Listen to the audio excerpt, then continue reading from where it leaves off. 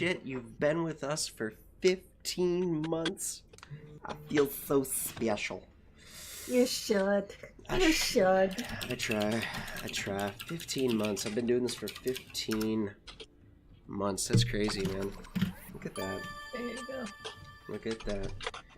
15 months on Twitch, everybody, and you know what I forgot to do when it came around? I forgot the 1 year, like, streamiversary thing that you're supposed to do on Twitch. I never did that. So, you know, hey. Well, guys, hi. How are you all? Welcome to another fantastic episode of Crimson Skies. I completely did not even let anyone on Lawful Stupid RPG know that this was going live. I completely forgot. It's okay, I got you covered. Oh man, you kick ass. I would like to welcome Mike from Lawful Stupid RPG right down below me in our little layout here. He DM'd for me in the Helmora campaign on Saturdays. I believe that starts at 7 p.m. Eastern. 7 p.m. Eastern Standard Time. He's a fantastic DM. He's a fantastic guy. He's really, really fucking cool. I don't say that about a lot of people, but he is in general a really cool guy. You should totally go and give them a look, a follow, and show them some love, because they're really fucking cool, man. They are fantastic. Desk-bound dwarf, but is he cool? He is cool. I think so. And I'm from Boston, Massachusetts, and I don't really say a lot of people are cool. So there's that. That's my answer to that. So we're just gonna dive right into everything, because this session really only runs for like 2 to 2.5 hours, and I want to get as much in as humanly possible. So, ladies and gentlemen, boys and girls, when we last left off, the party found themselves in hot pursuit of a changeling who came in under the guise of Ebgarn Brassflask, your new cook and crew member here on the hand. A little sour after finding out that the book had changed and no longer made sense.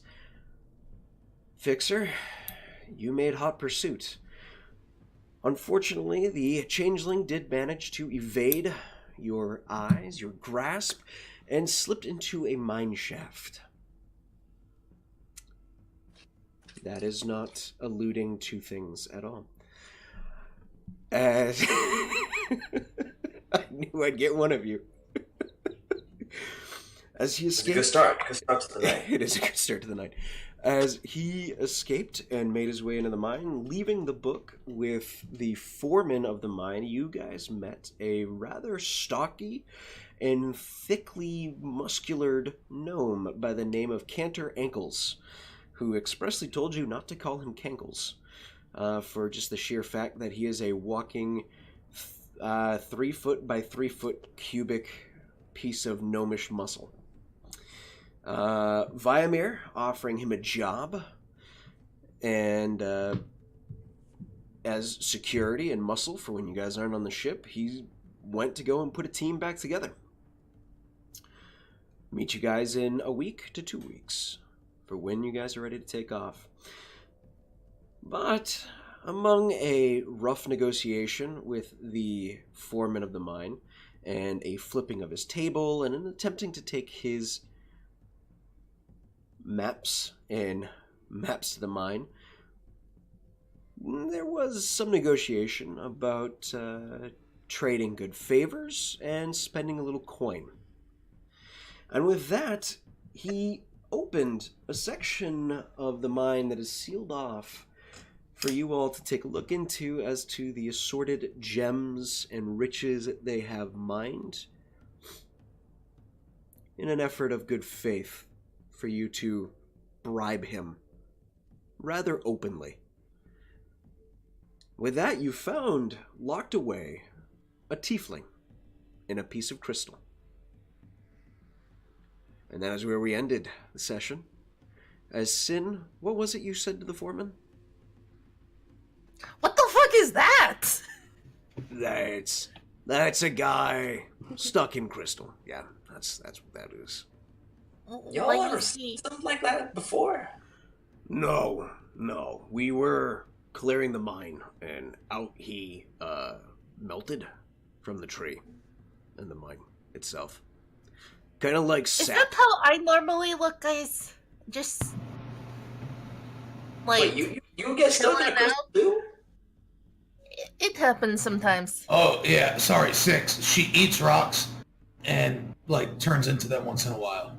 Oh, I know about the eating rocks thing. I mean, but oh wow. Then how do you Yeah. get out? How would he get out? I don't know. I mean, Why don't you Like- just eat the rocks around him?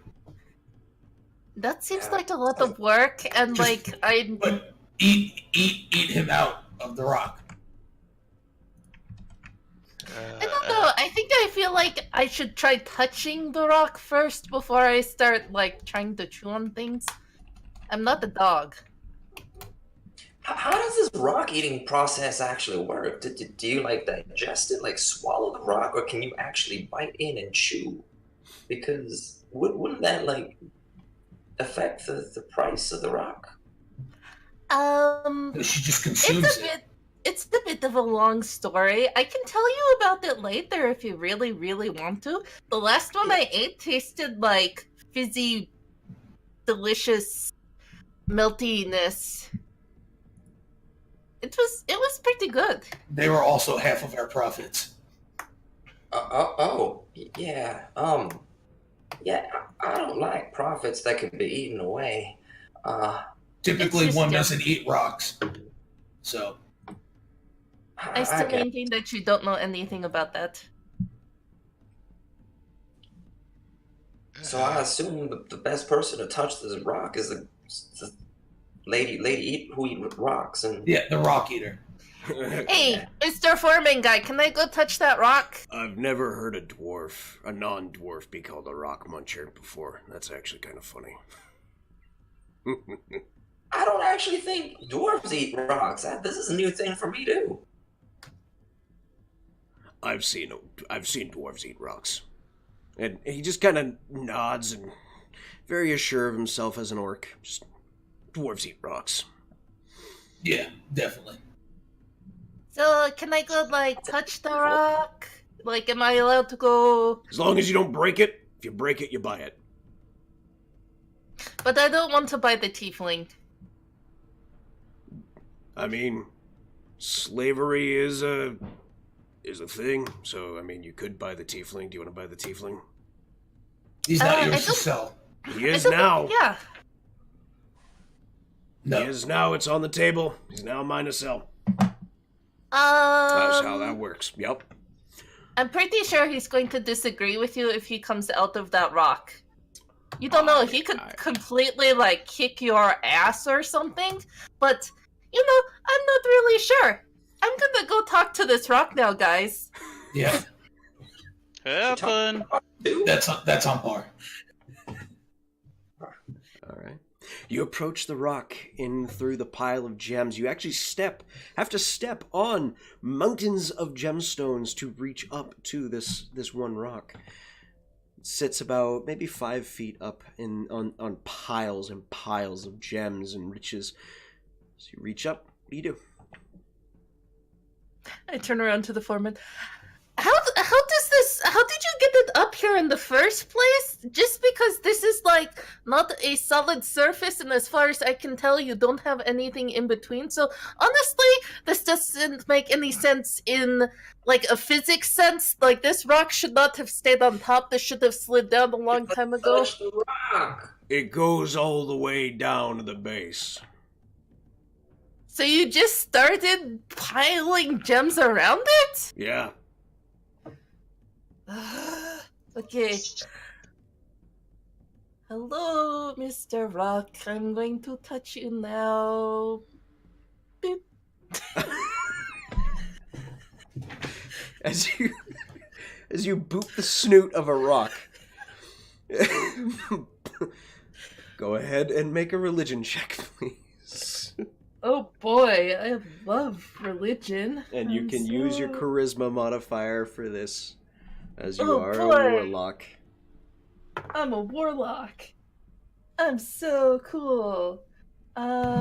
Is she a Yes. warlock without Eldritch Blast, though? Just throwing it out there. Yeah. I am. Let's see. You don't identify 17. that already. I don't know why you're such a hater. What'd you get? 17. 17.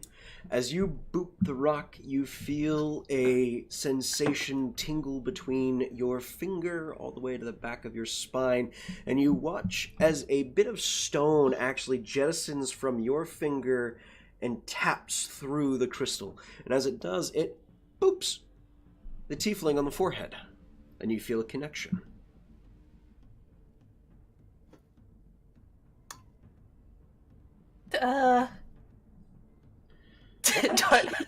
So my hand just like phased through the fucking rock. Your hand's not phased, but as long as your finger is touching the rock, there's a piece of stone that is kind of wrapped around your fingernail.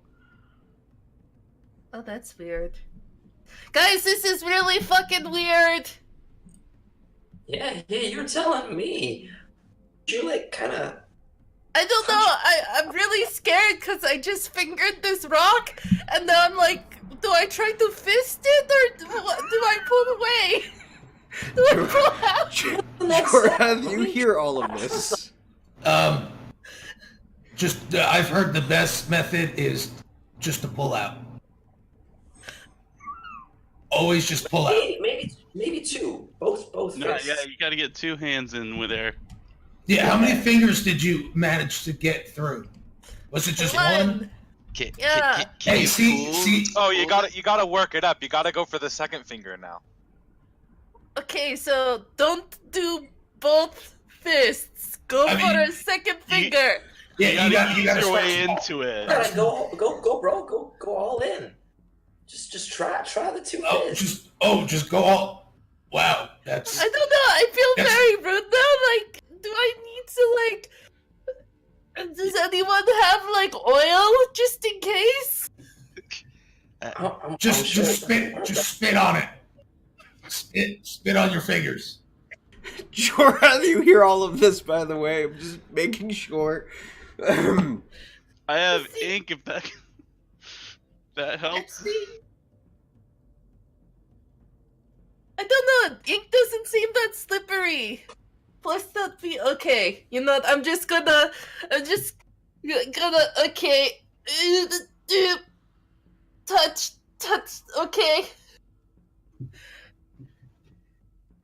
Hello, rock person, tiefling. How are you? Are you coming out? Are you stuck? What is going on? You can't feel my hands right. That's really weird. Can I respond? Yes, you can. Okay.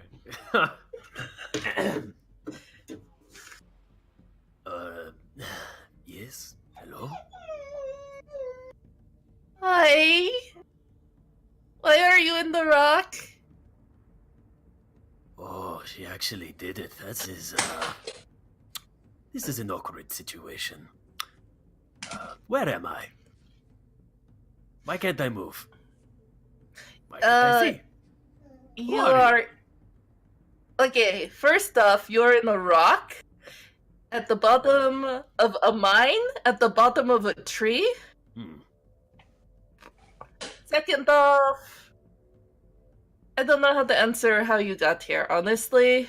Like, according to the foreman, you just kind of like slipped your way through some areas like a slug and kind of became like a rock. Oh, this explains nothing to me. I know. Like, do you want to get out, or are you like okay with just chilling in here, or? I would prefer to move my own legs, yes. Okay. Would you help a stranger trapped in a rock at the bottom of a tree in a mine? Is this a trick question? It is a bit facetious, yes. I mean, yeah, sure. Why not? Okay, good. Wonderful. How would you like to go about helping him out of the rock?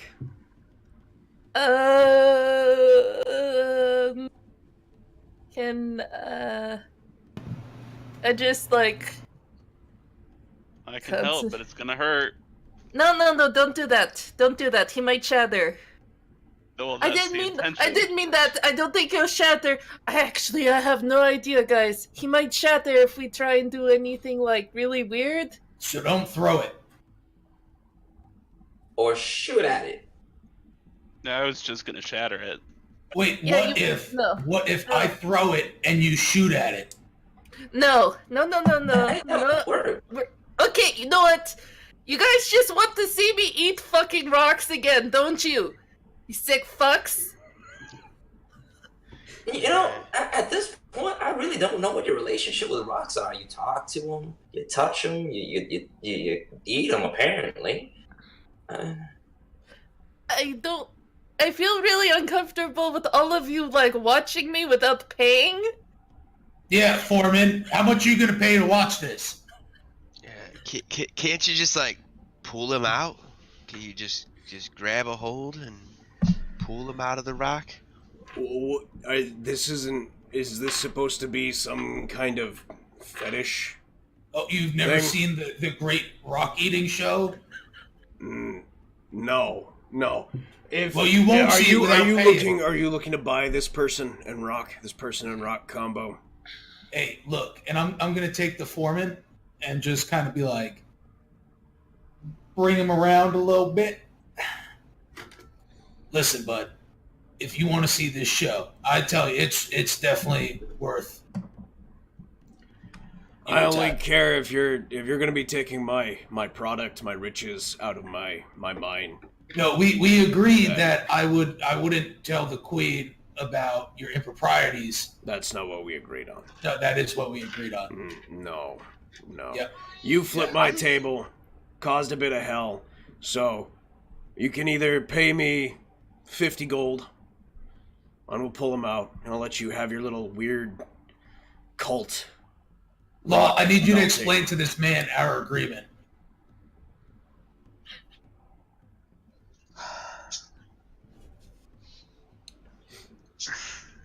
Yeah. gold, Right. and I'll let you have your weird cult thing. What did he point at? The rock and the guy, just as a whole. Oh, you'll sell me the entire rock and the guy for 50 gold? 50 gold, yeah. She's still touching the rock, and can he still hear Yep. that thing? What is going on? We're negotiating. This guy Am I says for he... au- No, am this I for guy's auction trying right to... now. This guy's trying to, like, say that you're, like, his property because he found you and you're in the rock, but that's not really fair. Honestly, I just want the rock that's kind of around you. Can you not just pull me out? I could try, but I also kind of want the rock. I mean, 50 gold seems really expensive for a rock that looks like it's really inconvenient for you to have You here. flipped my table, tried to steal my things. 50 gold. I'm not budging on this price. Okay, know I'm what? paying 50 gold. I want the rock. 50 gold sounds pretty expensive for a table. I think you might need a new one. Great. He just slips his way out from underneath your arm. Viamir walks up to Sincere. Where's the 50 gold? I'm gonna start taking some gems while he's not paying attention to me. Make I a just, stealth check. I pull one hand away and kind of like wiggle it around and get it like into like the pouch that I have behind my backpack and like start pulling out some gold pieces. Okay. He grabs 4. the 50, turns, sees Viamir. The fuck are you doing? You said 50 gold for this. No, this guy. Now you gave me the 50 gold. If you want some gems, we'll have to weigh them, depending on the size. I'm really confused. That's So, all right. Is slavery legal? Would I know this? Slavery is legal, yeah. Based on the fact that we were sent on a mission to get slave gladiators for my sister, yeah, slavery's legal. She was gonna free them and use them as bodyguards, but So, But they're currently slaves. Currently. you said this for 50 gold. This like encompasses what I was taking. No. The guy in the crystal. That's it. Oh, okay. Okay. I guess I you just can have your gems back, and I'll throw them at him.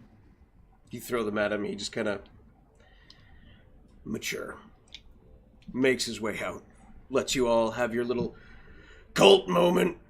Everyone, there's a cult moment going on. Nobody look inside. Cult moment. So he makes his way out. You know, now I wonder if there is really a rock-eating cult. Sounds interesting. I mean, I could start the rock-eating cult.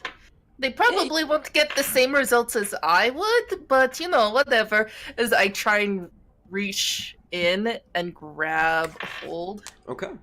As you go and push your fingers into the crystal begins to open for you. As if your fingers just begin to vibrate and resonate at a very high frequency. As they do, you begin to feel the earth rumble below your feet slightly, and you feel that sensation, that grinding of stone in the back of your mind. As your patron seems to approve, as your fingers continue to bore in, the stone and the crystal begins to melt and drip. You notice what is a clear see-through crystal begins to drip red, and little droplets of blood begin to fall away. It's really fucking weird. It doesn't stick to your fingers. It doesn't hold like a caustic material. It just falls away like water in your grasp.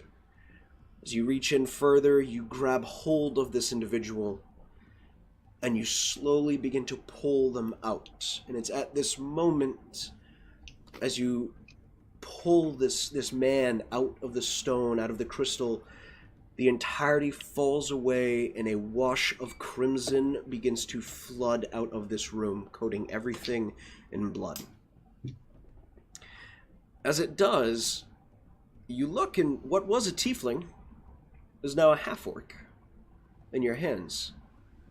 As they come to consciousness, would you like to describe yourself? So, Jorath is probably like 5'10" for a half-orc. He's got like faded, very gray, greenish skin. His eyes are probably the closest thing to black that you can have before they're actually called black. So a really dark, dark brown. He has one scar that runs like under his cheek going this way, and he has another scar that goes across the eye that way. His face is very soft and young looking, maybe around mid-20s. And he wears like a full garb of like studded leathers that are all darkened, cut, and have seen a lot of wear and tear. But yeah, that's what kind of you see in front of you. And I guess the first thing I'd do if I feel someone grabbing me, I want to just grasp at their forearms the second that I come to life and just like look them right in the eye. Yeah, you do. And before you, Sin, would you like to describe yourself? Unlike the orc, before you see a very small 4'10" pink and lavender tiefling with silver hair who looks like she cuts her own bangs, wearing all white, that like none of the blood water has stuck to apparently. She's like, and like her skin's kind of vitiligo. She looks up, she's like, "You're not a tiefling." Are we all covered in blood, by the way?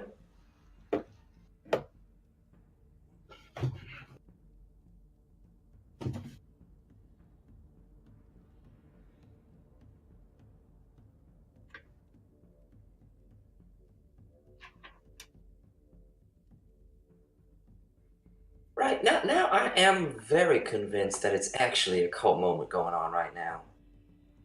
Seems very culty, yeah. A little bit. Well, if we're a rock-eating cult, let's grab some snacks.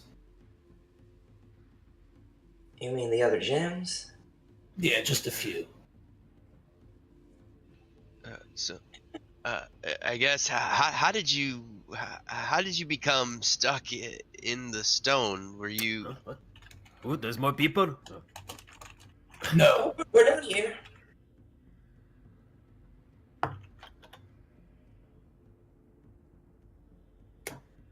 It happens. As you look around, there is a crowd of muddied, somewhat dirty-looking individuals. Looks like they've been on the road for a bit. But they are clean, but their outfits could use a sprucing. Then I just see them standing in like this blood-like water. Yeah, they're all kind of watching this situation unfold. You see before you 3 elves, a tabaxi, and a human. Okay. I'm going to... I've seen movies like this before. I know where this is going. So I'm gonna like grip even tightly, like more tighter into like her forearms, and begin to like kind of pull her towards me. And I'd be like, "You have very strange friends, but I have seen where this goes before." Okay, everyone hands up. And I want to like take a longsword out and put it to her throat as I like wrap my arm around her throat. Okay, Kind of hold her as hostage. Make a athletics versus acrobatics test. Oh boy. I'm so good at that. That's a 24 for me. Oof. That's a 4. You guys watch as he grabs Sin and very quickly pulls a longsword up to her throat, holding her hostage. Yeah, I'm gonna draw my pistol and aim it right at her. That's Him. really Him. not Him. necessary. Not Sin. You see a very strange hand crossbow drawn and pointed at you. I just want to say, I see where this, I see my mother is not yet done with me, and she sends people to finish the job. Oh, you have a mother? What is your mother's name? It is Delilah. Strange questions. I Oh. don't think you don't need to hurt her. I mean, we just I mean, we just can saw try. you and I'll yeah, kick his ass. no, we don't have to. I'm sure you're definitely gonna need to let her go, right, friend? So you're not with my mother. I have No. no idea who that is. I mean, Thank never- God. I let her go. Okay. Let her go immediately. I just go, oh, thank God. Do a flourish of the sword and Ah, sheath we it and tricked then- you. Wait, did he say Delilah? ah. So Oh, I thought you said Dandelion. Yes, we work for Delilah. As you say Delilah out loud, you begin to hear a chorus of Goblin and Snurfneblin and other miners just beginning to sing in unison. Hey there, Delilah, what's it like in Corsair City. Corsair City? Well, Apologies, small tiefling. I am very on edge. I have been trapped away in that crystal for probably a long time. I mean, What year is it? probably. 781. I was asking him. To something. It's probably around 500 years then. Oh, Something. Oh, that is a long time. Perhaps my mother is dead. Here's the hoping, I guess. unless maybe she's like an elf, because then elves, you know, that sometimes they can live to be really old and. Yeah. Oh no, my mother was a human. She was a deplorable woman who was jealous of my talents. Oh, more than likely dead then. I mean, humans only live, what, like maybe 100 years if they're Like lucky? 20, I think. Last one, yes. okay, What- yeah, sure. Let's go with that. She's totally dead. I mean, there's ways for 100%. humans to cheat death for a while. Or she could be a lich. That's Wait. one of them. She was definitely something close to that word, I can guarantee you that. Okay, well, yeah, you're free and not inside of a rock. Okay, well, I guess thank you for saving me. I'll see you all later now. Bye. No, that's going to be a 75 gold freeing fee. At this, There's taxes, surcharges. at this, Correct. at this moment, as you're having this conversation, you all begin to notice the blood moving. Oh, where's it going? It's shifting towards the entrance. Oh, I'm just going to follow the blood then. I will follow the blood out. Follow I the hunt blood. the blood. Okay. We'll As follow you- the blood. As you make Is there Alright. a green or purple gem that I see I on my follow way the out? person following the blood. make an investigation check. As you follow the blood, it actually pauses its way at the entrance to this small little cavern that you entered. And as you all kind of take pause, watch it, and group up in front of it, it slowly begins to take the form of a large, almost elemental-like entity. As it shifts and turns, its body moving, and two blood clots for eyes shift Hey, and look Rockman, at you all. does that have anything to do with your mother? No, but I have seen this one before. I know where this is going. I'll just jut my fingers onto the tips of my swords as blood runs down into them, and the sheaths get coated in this layer of frost. And I'll just ready for whatever's about to happen. All right. Well, if that's the case, Oh, then yeah. let's roll initiative. As Thank God. this large blood entity hulks itself in front of you all. I had a 2 on my investigation, by the way. There is no purple gem that you can discern. That's okay. The foreman's going to get charged for this battle. 16. 16. Oh, 21. 6. 20. Who got a 6? Fixer. All right. I was taking notes. Who got? Who don't I have? 6. 23. 23. I was already pointing my gun at it. Alrighty. Law. 20. 20. Wow, you guys are killing it today. Awen. The +5 helps. I got a 5. Okay, not so much. Sin. 18. 18. Alrighty. So, viewers at home, this is the first time in a long while I am using a battle map. I do not have a battle map layout for you guys to watch, but I will do my best to narrate where they go. So they are currently in a small alcove about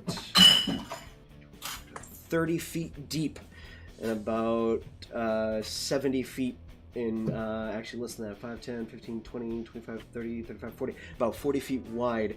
In front of them, in the large archway, stands this hulking blood entity with the top of the round going to, not this thing, comes to 6 with a 23 on the top of the round. Wait, sorry. Do we have a map? Yeah, you guys are on it on roll 20. Why I didn't get into here? Okay. Let me really quick. Yeah, not a Um, problem.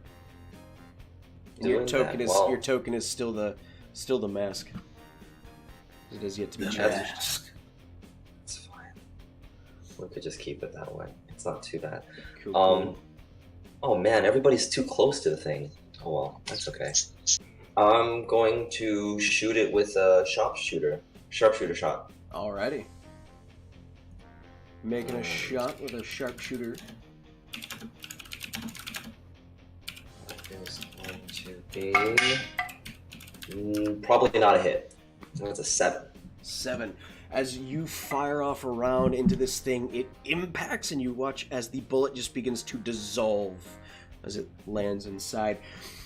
All of you hear this cacophonous echo as a gun is fired in a very tight, enclosed, cavernous space. Jorath, your ears ring as this is the first time you've ever heard this type of explosion inside of a tight space. You've heard a thunder spell be cracked before. This is entirely new. That feels bad. Oh, that feels really bad. Hearing that, the foreman That looks... feels bad. That bullet feels bad. Did you see how that thing just... The foreman looks over hearing this and... Shit! Everybody find cover! And you watch as now miners are beginning to scatter and trying to get out of whatever type of combat range this is, and most of them are trying their best to flood towards the entryway just in case you cause a collapse. Can I try moving a little bit? You absolutely can. I will move. Not much else to move. He's blocking the entire entranceway, right? Not the entire entranceway. It's kind of centered right there. Oh yeah, that's right. Nope. Yeah. You have about a 5-foot gap, it seems, to each side that you could slip through. It's going to be a tight fit. Would he have an attack of opportunity at that range? Probably. Okay, most definitely then. Possibly. I'm gonna be right here and be ready to book it out if we have a chance. Okay. That's it. We'll just go to the back of the room. All right. Comes to Viamir. I presume this purpley thing right near me is. That is. Yeah, that's it. Yeah, I'm gonna bonus action rage and run up and. Well, now you're in the creature's space, so right where you are was in combat engagement. Yeah. Right there. Okay. Yep. And I'm gonna hit it. All right. Make that attack. That is an unnatural 18. 18. 18 will hit. And is your glaive is your double-bladed scimitar yet magical? If it is, you haven't told me it is. Okay, not yet. That's minimum damage for 8. 8. As you come in with the first slash, it slices through as if you were cutting water, and it sears right out, and the blood just closes back in around. Doesn't seem to do as much as you thought it might have originally. The spirits of my ancestors swarm it, getting all up in its shit. Alrighty. Ton of little spiritual wood elves now appear around it, harrying it and trying to bring its focus towards you. It's at the end of your turn. Or do you want a bonus action, try and backswing? No, he bonus action raged. That's right. That's right. Okay, ending your turn comes to... Oh,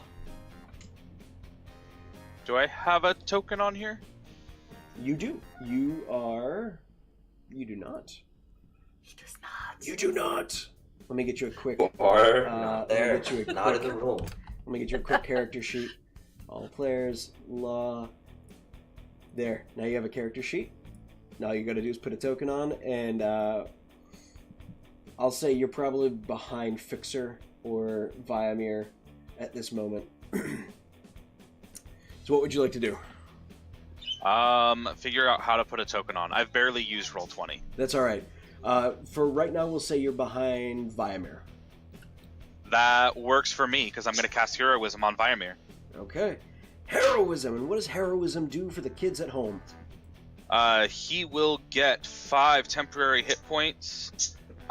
He's immune to being frightened, and he gains temporary hit points equal to my spellcasting ability modifier, which is 5. And he will get that again at the beginning of each of his turns. Okay. Excellent. And then who's next in initiative order? Looking around, seeing who might look the readiest, it looks like Sin is looking like she's just ready to go and make a swing. All right, I am ready to help Sin actually hit something. I will give her a bardic inspiration. Okay. Hey, she's gotten a lot of hits after her new dice. Come on now. Rude. All right, Sin, you seem to be hitting a lot. You got this. Okay. Excellent. Sin, comes to your turn. She just kind of like sidesteps and she's like, all of you guys are in the way again. It's a good thing I don't need to be right next to it to hit something with my glaive. And she, like, brings it over her head. Okay, as you swing between Viamir and Jorath, go ahead and make your attack. Okay. Okay, that is a 15 plus, I think it's like an 7 or 8. It's an 8. So 23 to hit. Part of me wants to be like, do you want to roll your bardic inspiration? But that hits. Oh, yeah, you know. Totally. Absolutely. And if I remember right, you have the magical pact weapon invocation. Yeah. Okay. Good too. It does magic damage. It is the magic damage. That is correct. As she does 15 damage. 15 points of damage. You swing down and carve a chunk out. You watch as crystals explode off of your glaive and just burst, turning the blood into this bright ruby crystal that slowly begins to dissolve back into this blood entity. Definitely hurt it. It is definitely kind of reeling back a little bit. I don't know why you guys are having so much trouble. Alrighty. Ending your turn. Maybe it's because you can poof your weapon in your hand. Is that the end of your turn, son? Yes. Alright.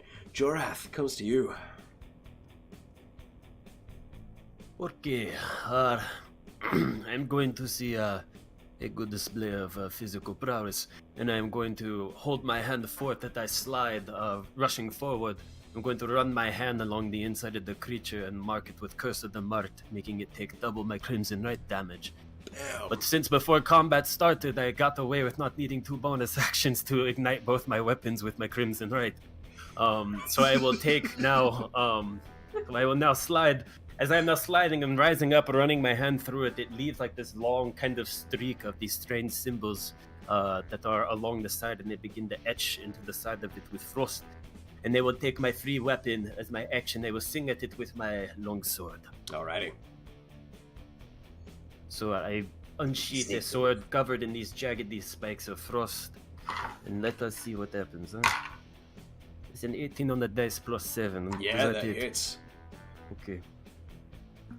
It's going to be a d8 plus a d4 times 2 on the d4. So that will be 7 points of slashing damage and 8 points of frost.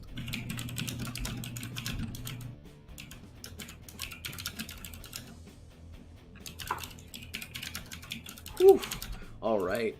As you slash into it, it doesn't seem to take as much damage from the slash, but as the frost encases along the blood and you see bits of bluish white ice pull some of the blood into it and shatter along its body as it just takes the full brunt of the frost there. It definitely staggers it heavily. It is taking some good damage and some good hits. Nicely Do I done. notice the resistance of it as my blade travels through, or like the You not notice- purchasing of You it? notice the blade not biting as hard as Okay. it would. As for the ice just completely erupts along the entire. Okay, so as my free action, then I want to shout to everybody and say, "Physical weapons do not seem to have a good effect."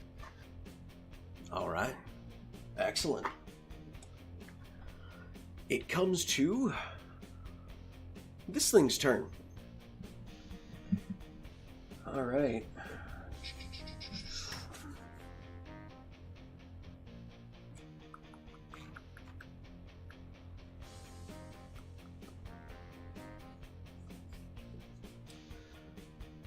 It is going to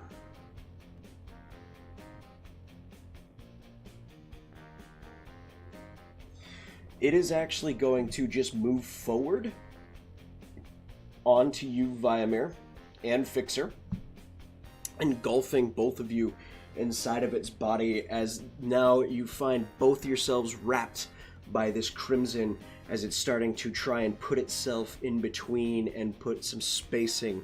And you both feel this pulse come on to the two of you, and I need both of you to make Constitution saving throws as you feel your blood begin to pull from your pores.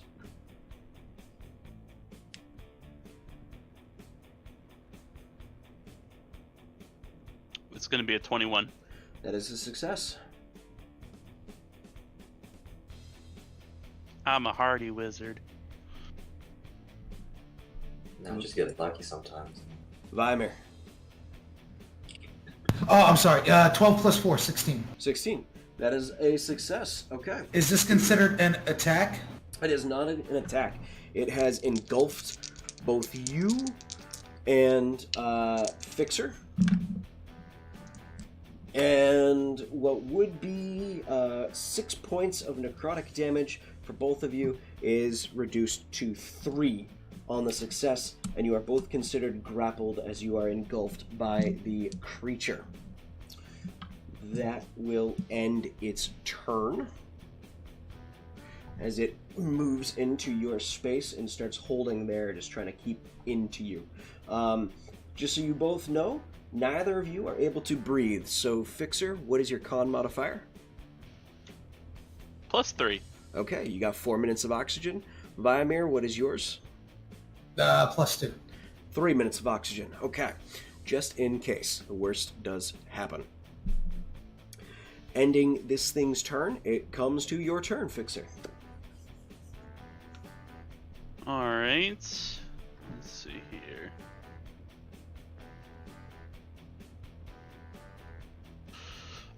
Fixer is going to just kind of lift up a hand and shocking grasp, I guess, whatever's around him. Okay. See how that. So Technically, I'm around you, so let's not just do whatever's Fixer, around you. just so you know, Just will, like up. you will be expelling oxygen to cast this spell. How So much oxygen? I need you to make a con save to find out.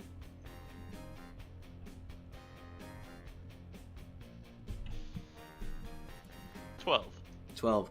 You lose a minute and a half on your oxygen as you cast Shocking Grasp inside of it.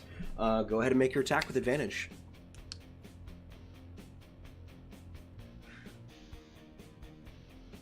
Play a little loose with this roll.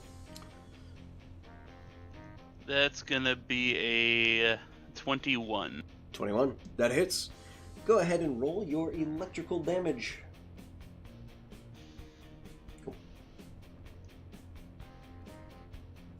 So, just so I can apply it onto my character sheet, am I grappled or restrained? You are grappled. Grappled? Okay. Grappled. Good sir. So, all you people at home can see that on my sheet. Yeah. That is 8 damage. 8 damage. Nice. Definitely seems to take a good solid effect inside of it. The creature kind of bubbles and boils a little bit on the inside, but you feel your lungs getting a little tighter and slowly begin to burn. Awen, you see 2 of your allies are caught inside of this thing, engulfed in blood. What are you going to do, good sir? Awen is going to... He's going to see that his friends are in trouble, and he's going to kind of like make a fist with his hand, where the staff will then form. Alright, as you call up the forest's toll. And he will attack. He'll start with just a normal attack with the quarterstaff. That's going to be a 19 total. 19 total. For hit. That hits. Gil, thank you so much for the 500 bits. Yeah, someone else is getting eaten finally. 2 other people. And the... Who gets a health potion? Who gets that health potion, brother?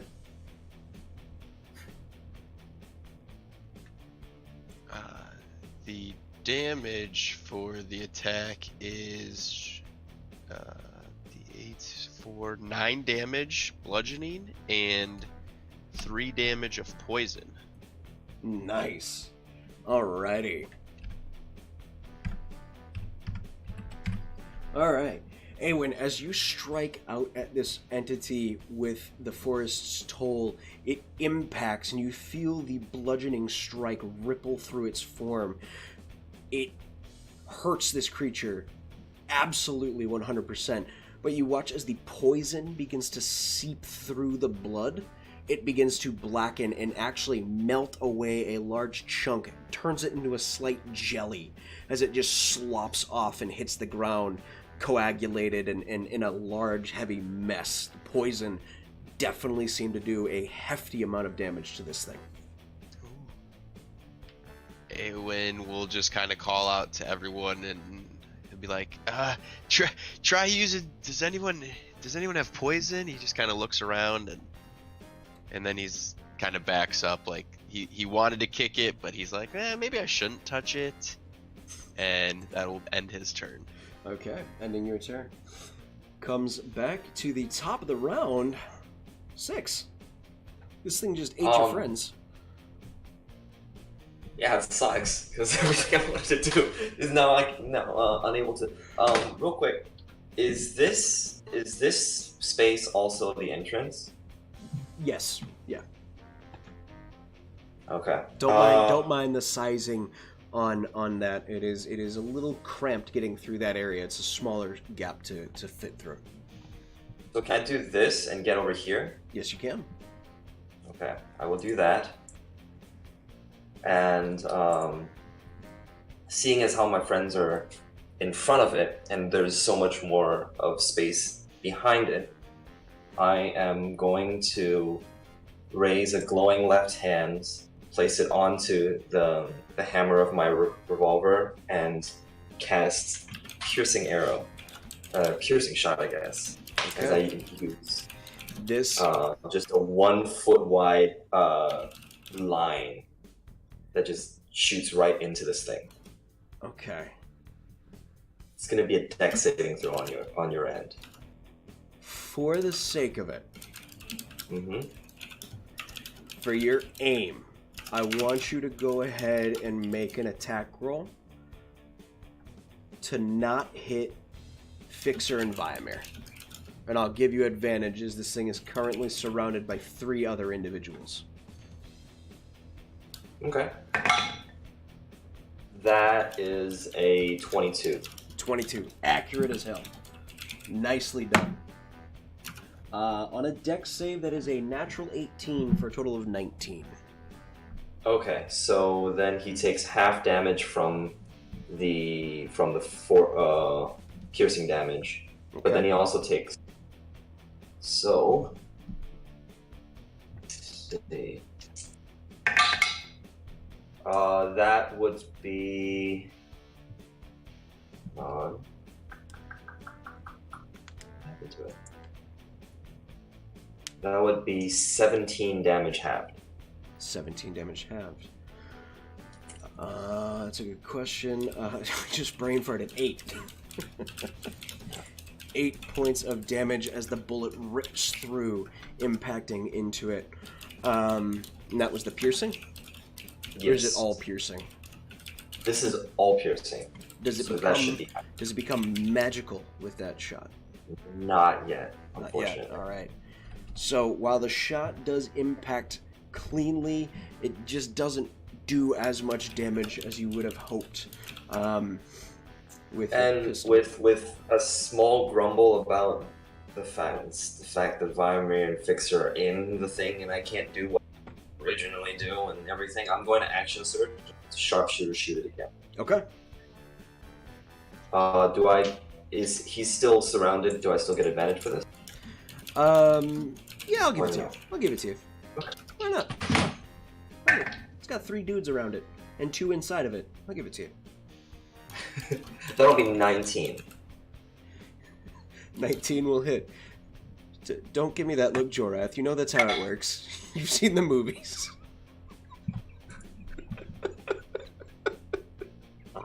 Yeah, all the movies. That will be 16 damage. 16 damage reduced to half is 8. Very nice. It absolutely, the shot with some deadly accuracy impacts it and just kind of ripples through as the bullet slows just as it's about to hit your face, Fixer, and begins to dissolve. Sorry. Didn't want that to be that close, but you should try getting out. You try getting out. All right. Comes to Viamir. I'm gonna. Am I swinging at it or am I swinging in it? I'm gonna swing in it, and just kind of come up with the blade and then back down. Okay. Plus 6, so 18. That'll hit. And bonus attack is 17. 17? Yeah, both make contact. All right. Rather easy when you're swinging inside of a blood creature. Yeah, sure. Oh no. 5. Oh no.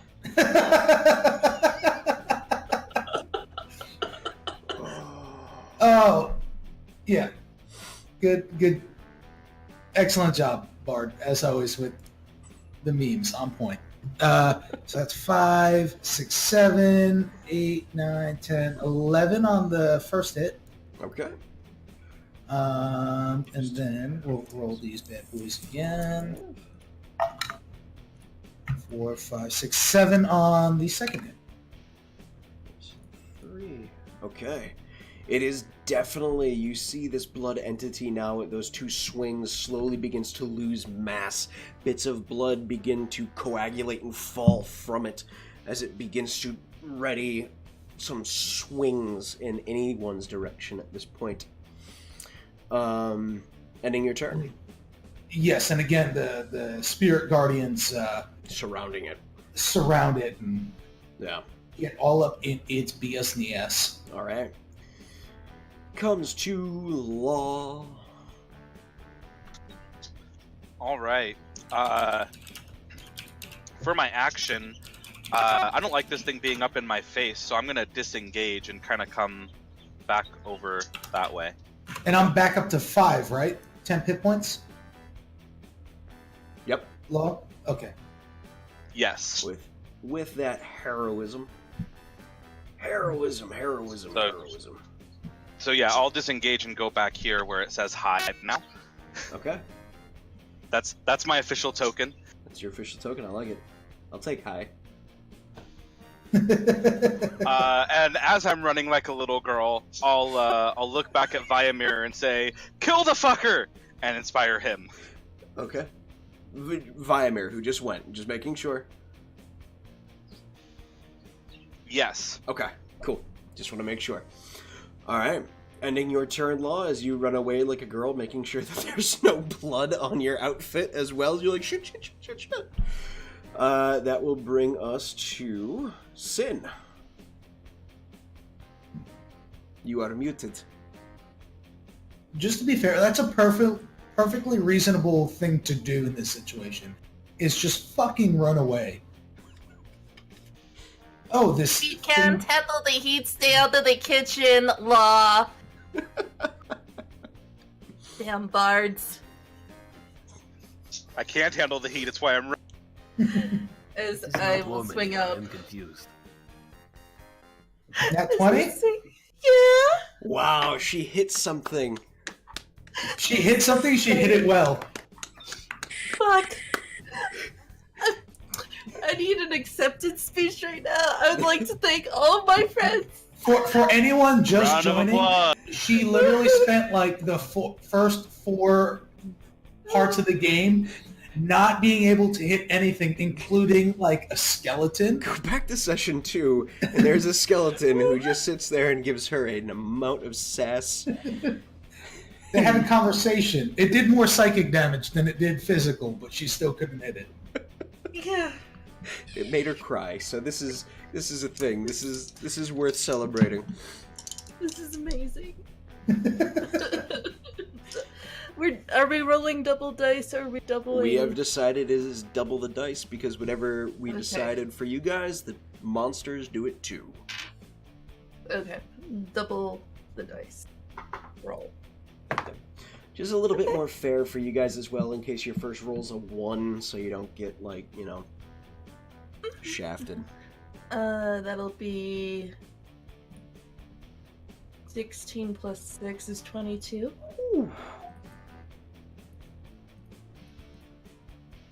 Okay. As I just like slice right into it between Vimir and Sin, as you come down with a focused slice through this creature, you watch as it splits in two for a moment and struggles to pull itself back together as tendrils of blood try and grasp at each other as the crystals form, hold, and slowly dissipate away as it just struggles to try and keep itself together. It is holding, but barely after that hit. Sela, that's how you do it. In turn. Alright. Jorath.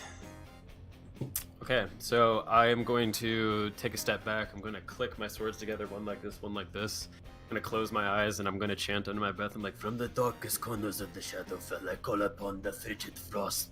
As this like billow of ice begins to swirl around, I'm casting Hex on it. And it's going to have disadvantage on all strength checks. Alright, all athletics checks. Perfect. Yep. And then from there, I will take a swing with my rapier. And that's a natural 19, which because I picked Hex Blade when it's marked with my Crimson Right, it is a crit for me. Alright. 2 crits in a row? You guys are amazing! One's a 19. Doesn't... It's still a crit. Yeah. You took the feat or whatever it is, so it counts. Yeah. So for everyone at home, I am the Profane Soul Blood Hunter. They get to choose. Yeah, it's the Hexblade version of the Profane Soul. It's essentially a Warlock and a Blood Hunter had a baby, and it's amazing. It is, especially with Hexblade. It is the right way to go with that class. So because of this, my right damage will be tripled from the dice that I roll. Yes, it will be. So I'll just roll that first on the D4. That's a 3, so 9 from that, and then that's a 7 on the D8 for my longsword, plus 5. Help me, math. 12? 5 plus 7 is 12. Math. I are Marine. I eat crayons. Math is so not that's 21 points of damage, and then an extra D6 from the hex. Sorry. He's dead. He's dead. How do you want to do this? I want to, I'll unclick them because they become my focus when I click them together, and that's how I cast spells. So I unclick, I stab forward, and I feel it, I guess, giving way. So I'll run my other sword directly through my forearm to channel more ice energy into the blast, and I essentially just want to freeze the whole thing over. Okay. As you thrust through with the rapier, you watch as the coagulation begins to fall away and as it does, it crystallizes in ice and shatters as it hits the ground.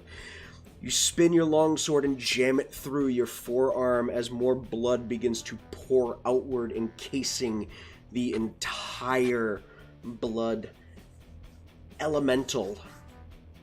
You watch as it falls apart and encases in ice. It takes the form of your mother's face for a moment as it screams out at you and is frozen solid in ice, along with Fixer and Viamir. I will headbutt it to break it after I see my mother's face. As you see it, you rear back and headbutt it. It shatters, and Viamir and Fixer, you fall free. A little cold. Cold? Nope, I got my cloak. I'm good. There is this dust and spark of ice, of frozen blood that shatters and dissipates into the air as this creature has been well and dutifully murdered in self-defense. I can't believe that creature absorbed all those gemstones. Well, that was neat. There is no one that can hear you at this point. People are still running. Excellent. I'm going to take my payment. I just want to find one gemstone that looks like it was worth my time. Okay. I'm not greedy. Same. Make an investigation check. Is there a ruby nearby? Make an investigation check. So we're all just. Oh, okay. I'm not discriminating. I'm just taking a handful of gems. Okay. 18 minus 1. Wow. Okay. You find a good-sized, we'll say sapphire. Find a good-sized palm-sized sapphire. As combat 16. quiets, 16. You find a good-sized ruby. This'll do. Can I use my jeweler's kit? Yes, you can. Hey, A walk I up. still have that inspiration from Law. Is that a D6, my dude? It is. Pirates robbing from pirates. I should have thought that through a little bit more. I mean, we did just save them. Yeah, technically. Okay. That's gonna be a 23. 23. What are you looking for in particular? Shiny and magical. But I mean, whatever. Okay. Whatever Shiny, catches my shiny and eye. magical. With a 23, you actually do find hidden within the gems is a small crystalline formation that kind of erupts looking like a flame that you recognize to be a mana crystal. This can be used into an arcane focus, can be formed into an arcane focus, granting the user an increased output of accuracy and harshness for spell saves, I guess is the word I'm going to go with. Strengthitude. Yeah, there's really, I don't know the word for that I'm looking for on that one. You do more damage. But you can create a +1 arcane focus with this mana crystal. I need that. I'm gonna walk up to Jorath, like after he holsters his pistol and raises a hand, kind of like in a handshake form. He's like, "That was some mighty fine swordsmanship, stranger. My name is Six Shooter of the Desert Skies. You can call it's Desert Winds. You can call me Six. What was your name again?" I'll look at his hand confused because I don't know what a handshake is. And I'll just kind of You're supposed to grasp my hand in a sense of camaraderie and alliance-ship because we just killed an enemy together.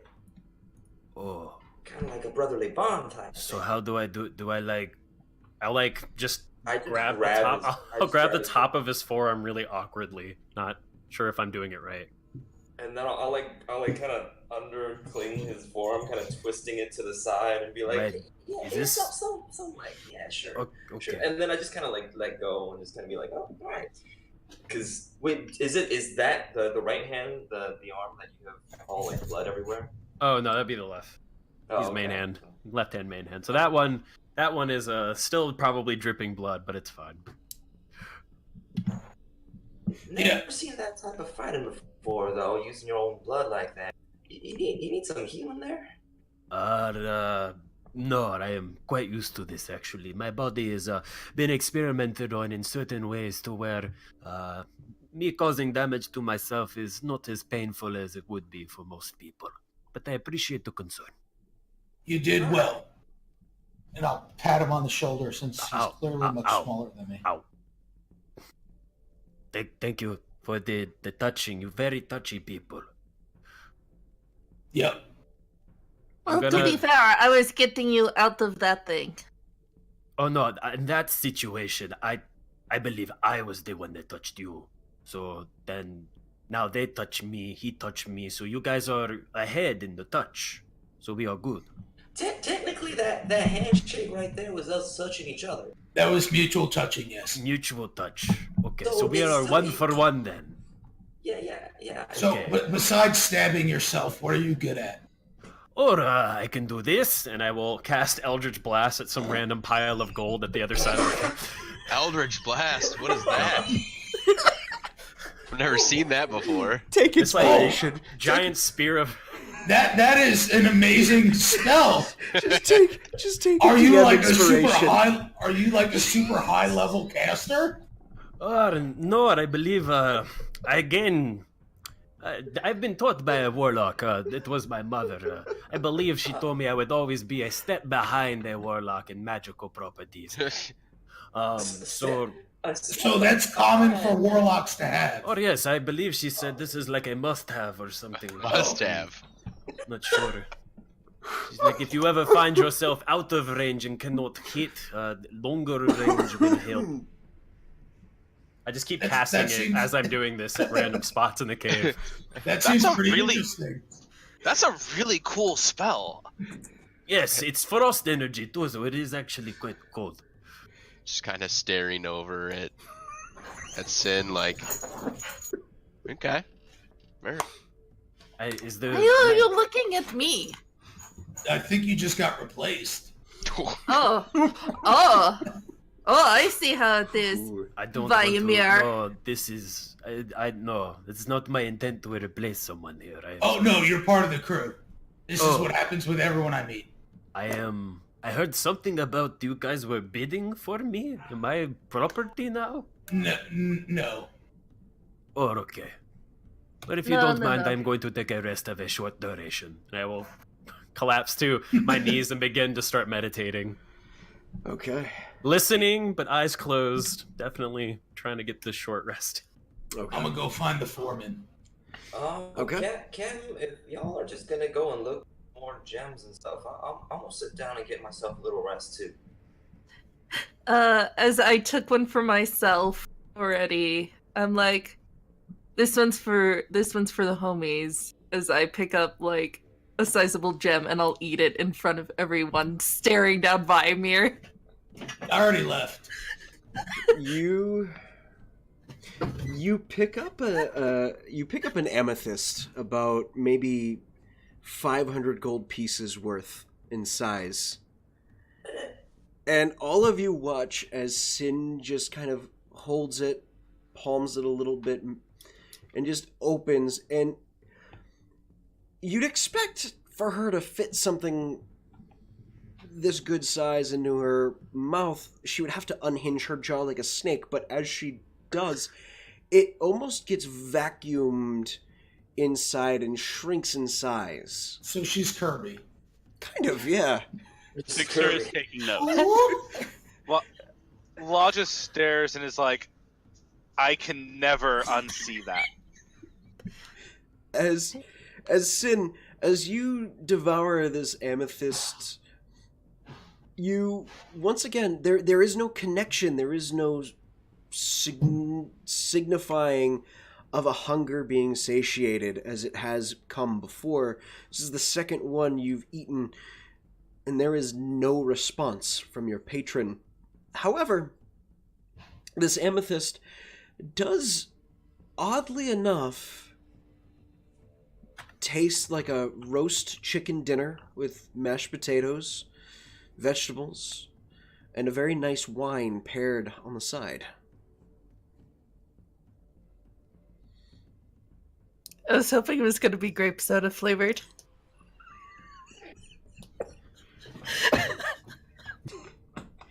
You would. How that tastes, Sam? It tasted like a full course meal. It was really weird. At the same time, You, Sin, are full at the moment. You no longer feel hunger. I'm not hungry anymore, so I guess that's good. I would hope not. That gem size has to be what, 400, 500 gold, something like that. She just ate a 500 gold course meal. I mean, you guys wanted to see what it looked like to fucking rocks. That's all you talk about.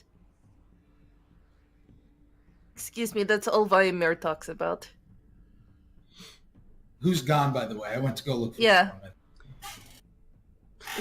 Is there anything Anyways. Go ahead, Law. Oh, I was gonna say, so the foreman's nowhere to be seen. As far as you guys can tell, yeah. I'm gonna go over to the table where the papers were Mm-hmm. to look at to get the paper with the layout of the mine that Viamir. Are you going to steal it? Yes, I will steal it. Okay. Okay. Do we see this happening? Like him Yeah. walking up the hill? Yeah. If you're going to steal it, at least knock over the candle and burn everything else. So he thinks that it was just, knocked over and nothing survived. Yeah, that's probably a good idea. I'm gonna turn to Awen and be like, hey, Captain, I understand that we're pirates and everything, but do we have to make enemies everywhere we go, especially the pirate capital? Yeah, I don't think we need to burn the place down. I mean, we could probably. You just No. want to take it, or? You know what? You know, it'd be probably better. I'm just grabbing it because it's what Viamir was throwing the fit about. Let's just, if you guys want to take it, and let's not burn everything. But he said he was scared of a cave-in, right? Let's get to a safe spot, and I could cause a small cave-in, and maybe that'll help. So you're opposed to setting fire to a few documents, but you're willing to make a cave-in? People are gone, and that's what he expects. I see. That's the thing. Like, if it's something that he expects, then it would make sense. But if you were setting things on fire, then who else would he blame but us? Yeah, I mean, we could probably just maybe not do either of those, and we could just take it, and then. Well, I mean, that would they've probably got a point. be good If we just take it, then they'll know it was us. Have you tried just asking for it? Yes. See, that's the thing. Not They- before they- Viamir flipped the table. I see. Someone flipped a table and now times are rough. Did you try apologizing? Viamir's not the apologizing type. Well, you are on his party, and I heard Captain bespoke, or you are a superior of sorts. You're not there. I mean, we have a ship, and the ship, and then I'm the captain of the ship, and we're all kind of one team together. But you are the captain now. Yeah, I'm the captain of the ship, and kind of the crew, but we all kind of voice our opinions, and sometimes it's collective. And But who makes the final call? I call dibs. I kind of just whisper to the side to Jorah. I was like, yeah, I was confused about this too when I joined them. Yeah, I don't know what's going on, but he's supposed to be the captain. But I'm new too. Okay. Yeah. Well, so let me understand the situation. You need something from Man. Man doesn't like you anymore because table flip.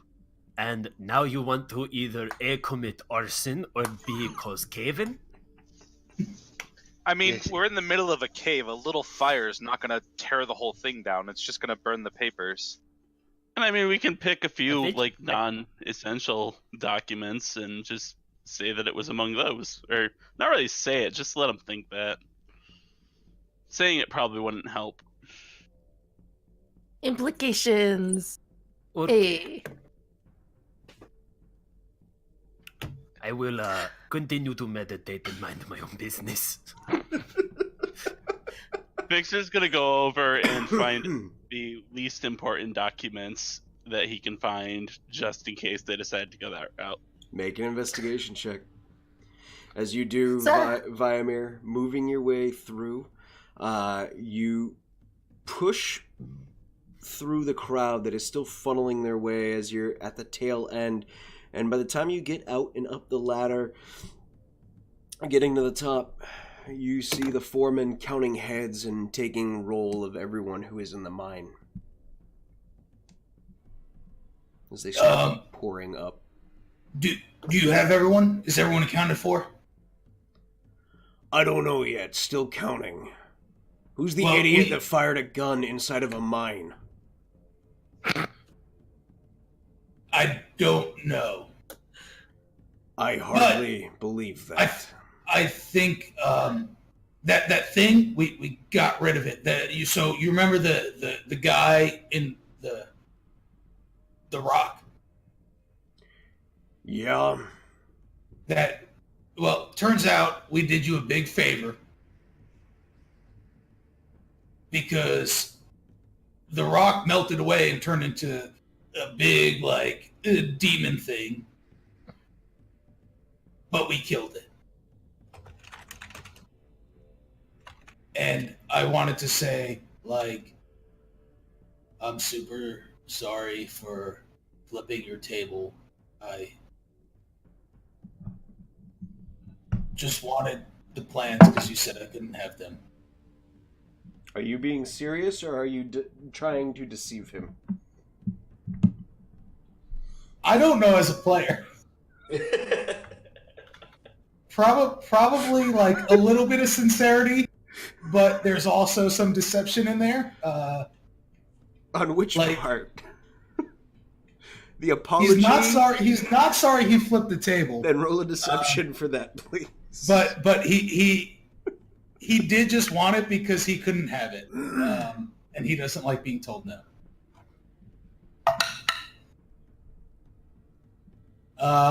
What was that? Deception? Mm-hmm. Only a -3 to that? So 0. 0. Oh.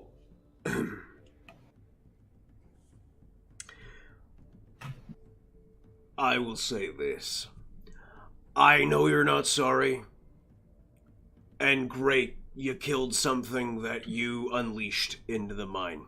No, you unleashed it. No, I'm not the one who pulled the dude out of the thing and made a dude appear. He wasn't there to see that. That was on you. He wasn't there to see that. That's what you just told me.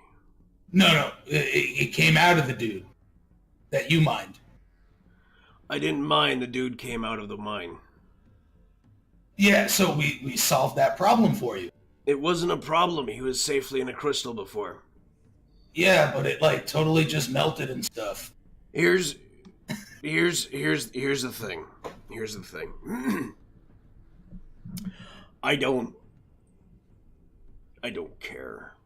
But if anything is missing, I will be making a report to the Queen, as this is the Queen's mine to support the city. So, I was going to make a report too, telling her how good of a job you did defending it, right? Sure you are. As he says this, one of the miners comes up. Sir, we have all accounted for. Everyone has safely escaped. Great. Everyone go back in. The mine is secure. So this guy says. Oh, no. I said I killed the thing. If there's chance of a collapse, I don't know anything about that. I'm not a rockologist. Would you leave your friends and your comrades in a collapsed mine and not that be the first thing that spills out of your mouth? Well, I'd probably leave most of them.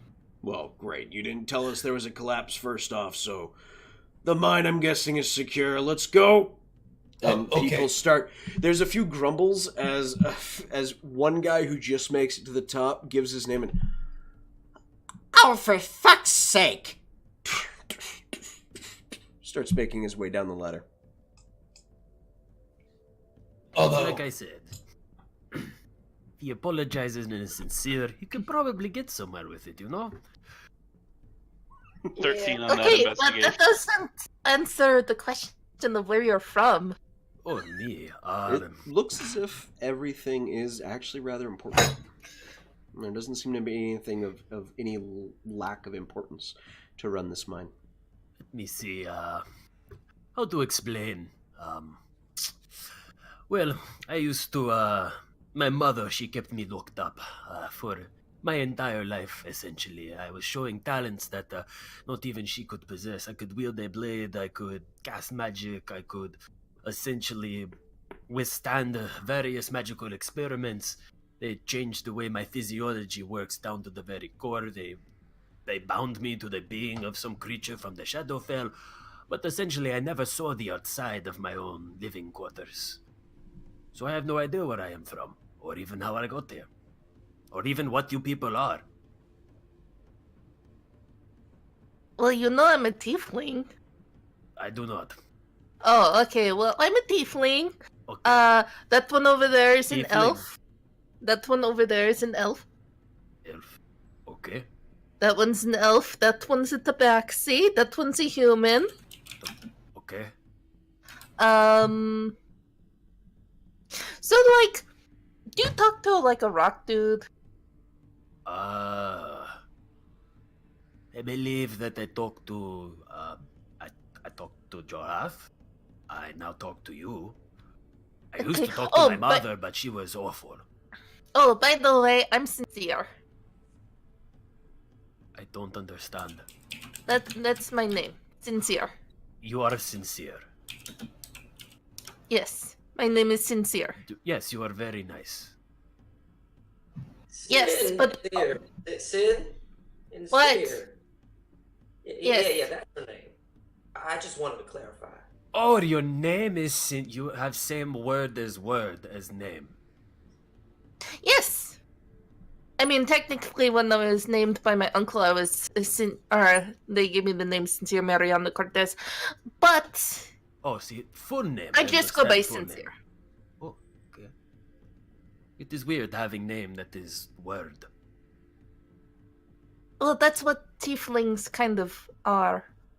Word names. Well, You are a word name? You start Yeah. as word?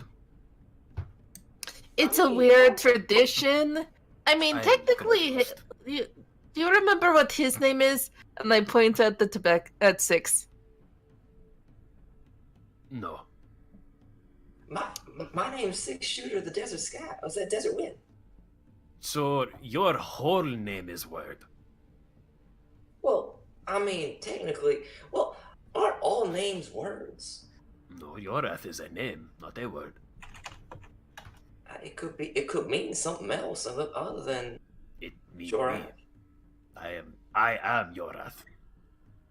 Well, I mean, I am Six Shooter of the Desert Wind. So Yes. I'm not saying you are I am not. Victor. I am just saying Victor. Victor, I know this. This is name. That is not word. No, Fixer. Oh, never mind. Does anyone here have name that is name? A win invited here. Law, put your hand down. His name's Law. His name Well, is L.A. La? Law. no. Law. It's short for Lawrence. My name is Lawrence Edwin Banker. Thank you. Oh, see, Lawrence. Lawrence is name. Don't call me Lawrence. Call me Law. Lauren. Okay. No. Law. Short for Just Lawrence. Lauren. No. Just Law. Short for Lawrence. Oh, so you get rid of name for word name.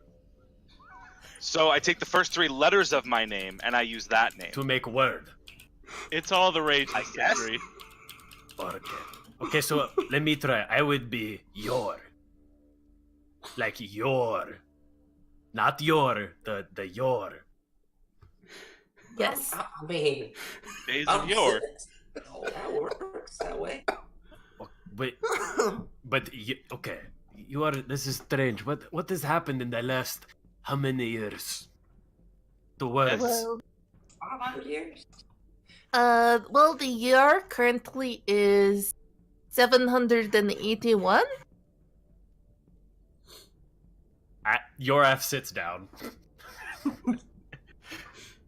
It's If been. you think this is crazy, wait till we go out topside. Wait, why? What year? You said you're from like 200 something, right? 219. It was last year, Yorath, remember. That would. Oop, we went robot. Demon noises. Oh, sorry. Ah, That would I'm outrageous. that would put him in relatively the industrial era for the world. Though if he has been locked away, he wouldn't even know that. He may have been raised in maybe a more Victorian style. Yes, Yoraf never left home. Not once. Never saw it outside. Always in room. Do you want to see the outside? Is there? Yeah, I like let's look. go. I Let's go. Yes, there's panickingly an like outside. look left and right, thinking that my mother's like about to hear that, because even the mention of outside used to get me beat. So I'll be like, oh, See, that's actually a problem. It has nothing to do. It's the fact that you have never even gone outside. You haven't known other people's cultures. You don't know other people. You don't know other races. It has nothing to do with our names. My name's perfectly fine. Your name is perfectly fine. Your I am guy. your. Yes, your. Well, your let's, name. Let's head outside because this mine is getting kind of stuffy and it's kind of making my fur. Okay, yes, we should. I would love to see. Try to hide. Can I try to hide my excitement? Sure. Make a charisma saving throw. That's Oh well, that's only a 2 minus 1. He is excited. He is very, very excited. It's kind of playing with my hands like an awkward fidget. It is not probably as good as you said. Oh, just wait until you see the flying ship. Flying ship. All of them are flying right now. The ships fly. Like Yes. in my little books I read. Yeah, he's the captain of a flying ship. So he is captain. I mean, As you guys start making your way back to the Walking top, and talking. walking and talking, you start seeing you see dozens of different types of people. You see little green people, what you might have read as goblins once. You see other half-orcs that look kind of like you, but not like you, walking past you. You see other tieflings. You see other humans. You see elves. You see these humans that have these large creases along where the cheekbones would rest and jawline, some around the forehead and eyes, and their eyes almost look arcane in nature as they shift, and they have this unearthly glow. There is no sense of flesh to them, though their flesh looks like flesh. Continuing past, you see earth genasi and fire genasi moving through, just coming down, just these people who are gray of skin and kind of dusty all the time, and another who comes down, their hair aflame, lighting the corridor as they go. There is a whole plethora of strange new entities as you start making your way through, and there is one who looks at you and sees you looking weird, and as they walk past, their skin and flesh changes to look like you as they walk, and just gives you that same look as they just start laughing and making their way past you, changing their look to how they were before, a human of dark skin and braided hair. Wow. And the whole time every single time I see someone new, I'm just gonna be like, what's that? What's that? What's that? What's that? The whole way. At that point, Since you're like This is going to try to explain everything. goblin. halfling gnome. Yeah. Okay. Kobold. That one's on fire. Are they okay? Fire Ganazzi. They're always like that. Yeah. Okay, yeah, that one's It's- made out of water, air. Well, this is crazy. They're also always like that. Yeah. Okay, wow.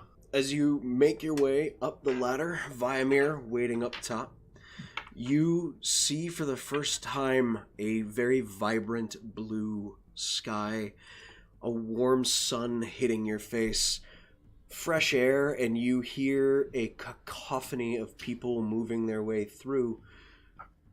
It is loud. You are in a strange tight hallway with buildings and windows that look inside instead of outside. This must be an alleyway.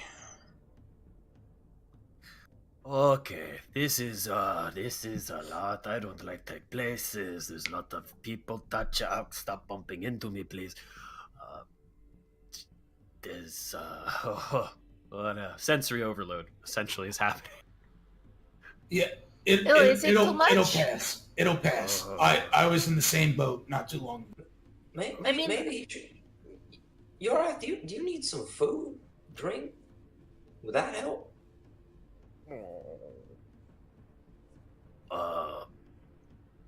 Yes. Blushes in half orc. Let's bring him to the ship. Yeah, let's head to the ship. Or the tavern. Then he can see all of it from a distance and take it in and get more accustomed. Thank you for your kindness. I do not think I am worthy of it. No, that's what we do for crew, which you're part of, by the way. Oh. Well, thank you. What does crew mean? It means you work for the captain now. That captain. Yep. Awen! Yeah. Oh, well, I do believe I do owe you a service of some sort for giving me my life back. So it's the least I can do to call you captain and help you in any way possible. Yeah, I mean, if you want to call me captain, or even most of them just call me Awen, but yeah, if you can help us out, I mean, we appreciate all the help, and we are adding people to the crew. We just got we got the chef, and he's pretty good cooking food, so you could certainly help with something on the ship, maybe. Wonderful. I will do what I can. I am good with my hands. I kill things. Let's just, for the time being, let's start with getting some food. Okay. And you can meet Marmalade and Jinxie and Shadow and Whisper. More word names. Great. Well, they're cats. Oh, they don't matter. Never mind. I know what the cat is. I find that to be quite offensive. You're on defense, then. No. Offense. You said cats don't matter. Oh, well, non-consequential creatures, yes. They are for, like, entertainment and, like, emotional crutches. My ancestors were cats. You're still a cat. You are a not cat. I have seen cat. My mother had cat. It was awful creature. You are, like, big thing. I see in book. Big cat. You stand on 2 feet, not 4. Yeah. See, someone realizes that too. I mean, I'm not just a cat. They said tobacco. You are tobacco. Tabaxi. Tabaxi. What did they say? Yeah, the back seat. Yep. Okay. No, tabaxi. Okay, I got it. Yes, not tobacco. I'm sorry. So much to learn. As you guys are walking and talking, making your way out into the crowded city streets of Corsair, you see as immediately the exit taken leads out to the docks as they start leading you towards the Drunken Cabbage. No, the ship. Going to the ship? But before they all came up, I'd still be talking to the... we're going to do a little rewind, maybe. Talking to the foreman. Listen, bud. It's real simple. You mind something dangerous. And we stopped it.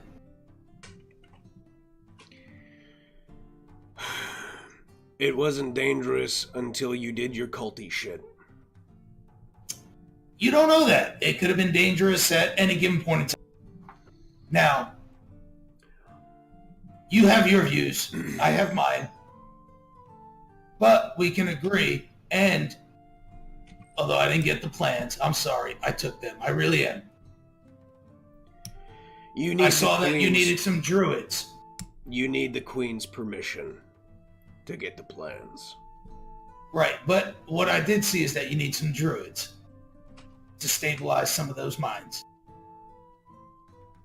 And the group of people I'm with, we kind of just saved her life from, like, you know, the evil pirate king. So we have a little bit of, like, influence.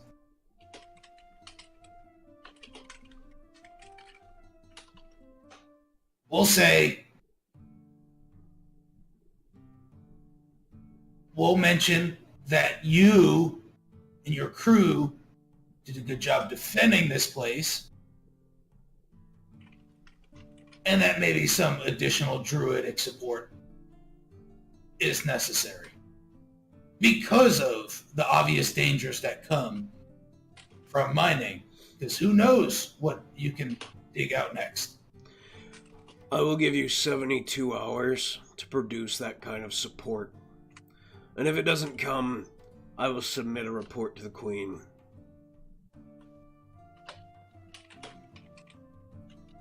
A report saying what? About your conduct. Yeah, I'm okay with that. One way or the other. I was trying to help you out. Great. But if you don't want that help, that's cool. You produce that help within 72 hours. No, see, I was trying to help you, and now you're threatening me. I'm not threatening you. And I don't take well to threats. At all. This is reaction, have action. You're promising me something. If you do not deliver on that something, I have to make a report on the events happened because I have a lot of people that will talk. And I have to make a report regardless. I see how this works. Well, you make your report then. Fine. You missed out on an opportunity. I gave you 72 hours. That's not yeah, a I'm not opportunity. Not gonna take those because you just threatened me again. The last time you threatened me, I flipped your table. He shrugs. Whatever floats your boat. And makes his way down the ladder. Pretty sure it's magic. Climbing down. In that time, Viamir, as you are waiting for the rest of the crew to catch up, go ahead and make a perception check. As you just kind of stand around and wait. Not good. 4. 4. Well, actually, am I proficient? I am. 6. 6 is what you needed just to get above. Oh, really? Yeah. Okay. Very well. You needed a 5 or higher. You notice at the end of the alley, there is an individual just kind of leaning up against the wall, watching you. That then just kind of turns and walks away. They are hooded. Their face kind of obscured by shadow. It looks like maybe a pale skin underneath that you can see just of their jawline. They are rather thin and gangly looking. It's almost as if they really don't have much in the way of body mass to themselves, as they just kind of watch and then turn and leave.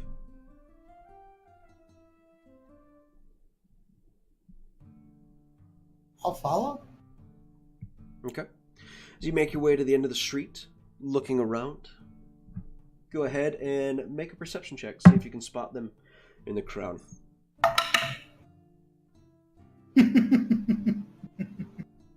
8. 8. You lose sight of them. No idea where they are. I'll walk back to the entrance of the mine. Okay. A little perturbed. Okay. You guys all together are making your way to the ship. Alright. Making your way to the ship, Yorath, you see steel ships in the air. They are of single shape and design. They have these massive cannons that sit atop their top decks that you can see. They are covered in steel plating, doming them slightly. Some are thin and angular, others more like a long tube.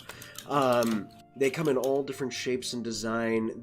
Some massive, others relatively small, almost look like fishing boats designed just to kind of fly around.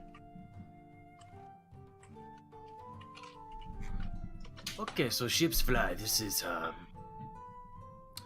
you know what, I get what you meant earlier. You get used to it like really quickly.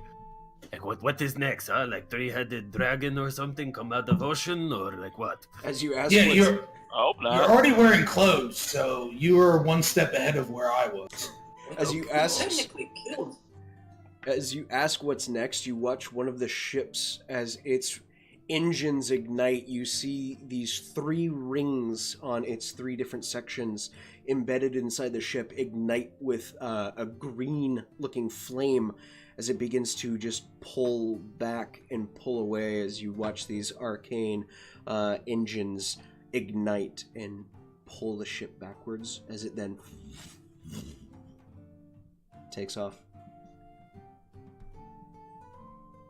Okay, yeah, I'm hungry. It's been a day. No, it's been 589 years. How many days is that? It is a lot. It's a lot. It is Oh. maths. It's numbers. My intellect is 9. I don't know, you could probably ask Fixer. If I use my 14,985 days. Oh my god, that's a lot of days. And that's just assuming 500 years even. We'd have to, figure out the exact dates to. You're being make boring any more now, sense. Fixer. Do you think like my sleep has like banked up and I don't need to sleep for that long? Let's find out. I'm gonna go with no. Just a I mean, hunch. did your hunger get backed up for that long? I mean, I feel like I could. Wait, do you have to poop? No, So maybe you are backed up. maybe. I do not backed up by working back. Bacon. Did you make more bacon? I yelling. As you yell onto the ship, you hear a very familiar voice. No, he hasn't made more bacon. There needs to be a slight conversation about you all attacking citizens in the streets. As Queen Rivana Ixa is now sitting in your mess hall as you make your way aboard the Hand. And the Hand you see is a rather small ship with one centralized gun on the front of it and a big black painted hand on the side of it. As you guys make your way on, you notice there is heavy amounts of damage done to this, what looks like a massive creature must have punched holes in the side of their ship, tearing away pieces of metal. There are work crews trying to repair it and fix the damage done, but you see that they're in the process of maybe just tearing it apart and maybe starting from scratch. We're overhauling the whole thing. Your ship has holes. Those Hey ships guys, don't have holes. the queen's here. There's a queen? Is the queen a part of crew? No. Oh, You perfect. want? So, I guess you want everybody in here, and I don't really know like 100% of the story, but Listen, press the button so you can talk to everyone to say the queen's here. no, we're in the mess hall. Oh, we're not on the ship? You're in the mess We hall are of the in- ship. Yeah, press the button so everyone knows. That's no. Anyways, I'll do it.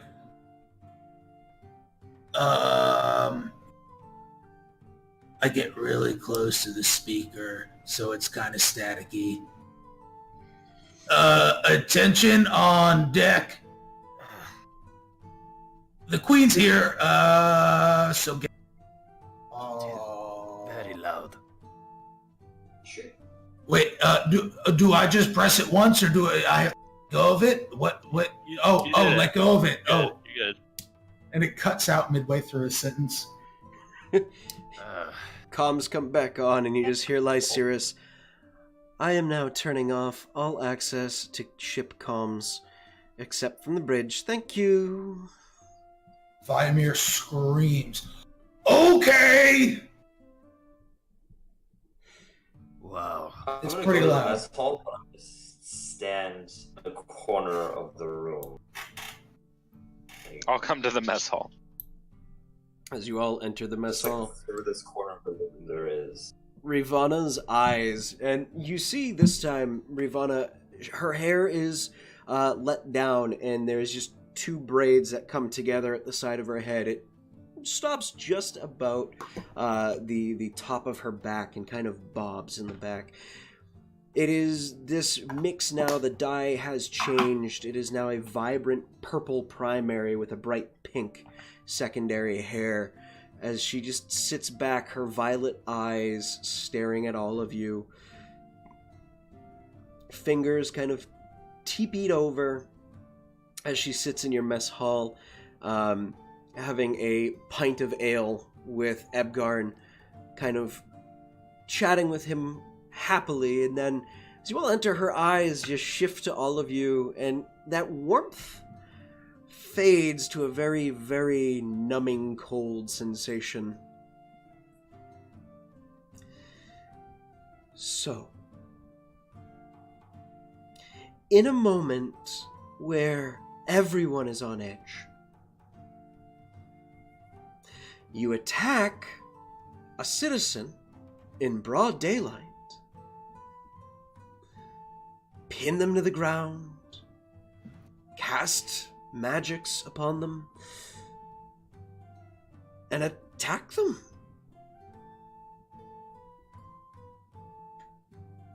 And it took a lot of persuading after you all disappeared to not have that entire crowd throw you off the tree. Yes, Fixer, with anti-magic cuffs attached. So, Excuse me. you're new. Who are you? I am Yor. Very nice to meet you, Yor. I'm Rivana Ixa, Queen of Corsair. A good name. You are queen? I am. I'm a queen of a bunch of pirates, so Oh, let that fuel your imagination as to what my title really means or what it doesn't mean. Put your hand down, Six. I'll just smack his little paw down. sorry, Yeah. I was just wanting to know who was talking like she owns the place or something, but I guess you do own that place, so. Dude, you're a very smart individual. Oh no, I am not. You're talking to the wrong man. Okay, look, I can explain everything. Hey, this one's on me. But No, this one, no. Easy. This one is on me. I can explain this. So, I had just spoken with Crom, who had given me a code book to work with to decode the journal that we had presented. The person in, well, he was a changeling who came into the room dressed as our cook, took the book for a moment, set it back down. When I started reading again, it was wrong. So, I made after the person. At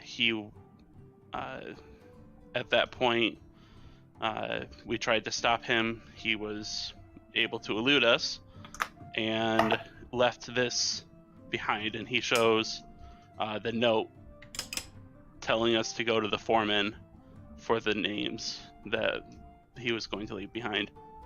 I haven't had a chance to continue decoding the book yet, but this is where we were at and why we did what we did. I insight Ravana.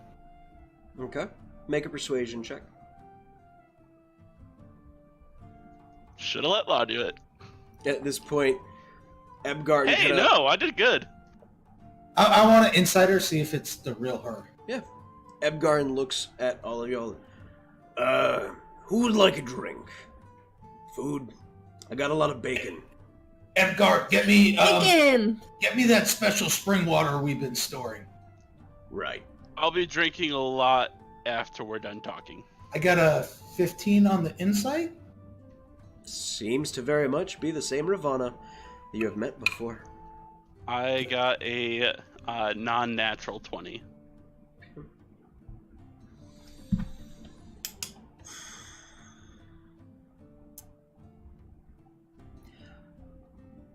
I would very much like it if you all would bring a little bit of control to yourselves while in the city. You have done some very wonderful deeds, and while everyone is aware of this,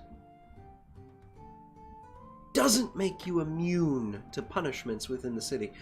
So keep track of what you're doing, and at least make sure to leave someone behind to clarify what you're doing next time. Yes, one more time, real quick. Yes. What is against the law here? You have laws still? Yes? Yes. Even for a bunch of laws right pirates. Even for a bunch of pirates, we still have laws. Attacking Okay, another pirate top within 3. the city is a no-go. Unless you have a valid reason. So people could attack me, I am not a pirate. No, you're part of the crew now. You're a So pirate. Then that would make he's you a literally pirate. been asleep for about 500 years. She gets a very curious look and smiles at you very mischievously, and there is a glint of interest in her eye. Really?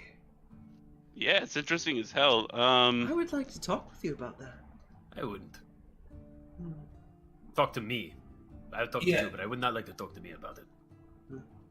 Well, long story short, the foreman of your mine was trying to sell this person, yours, not yours as in like it's yours, but yours because that's his name. It's very confusing. He has a very confusing name.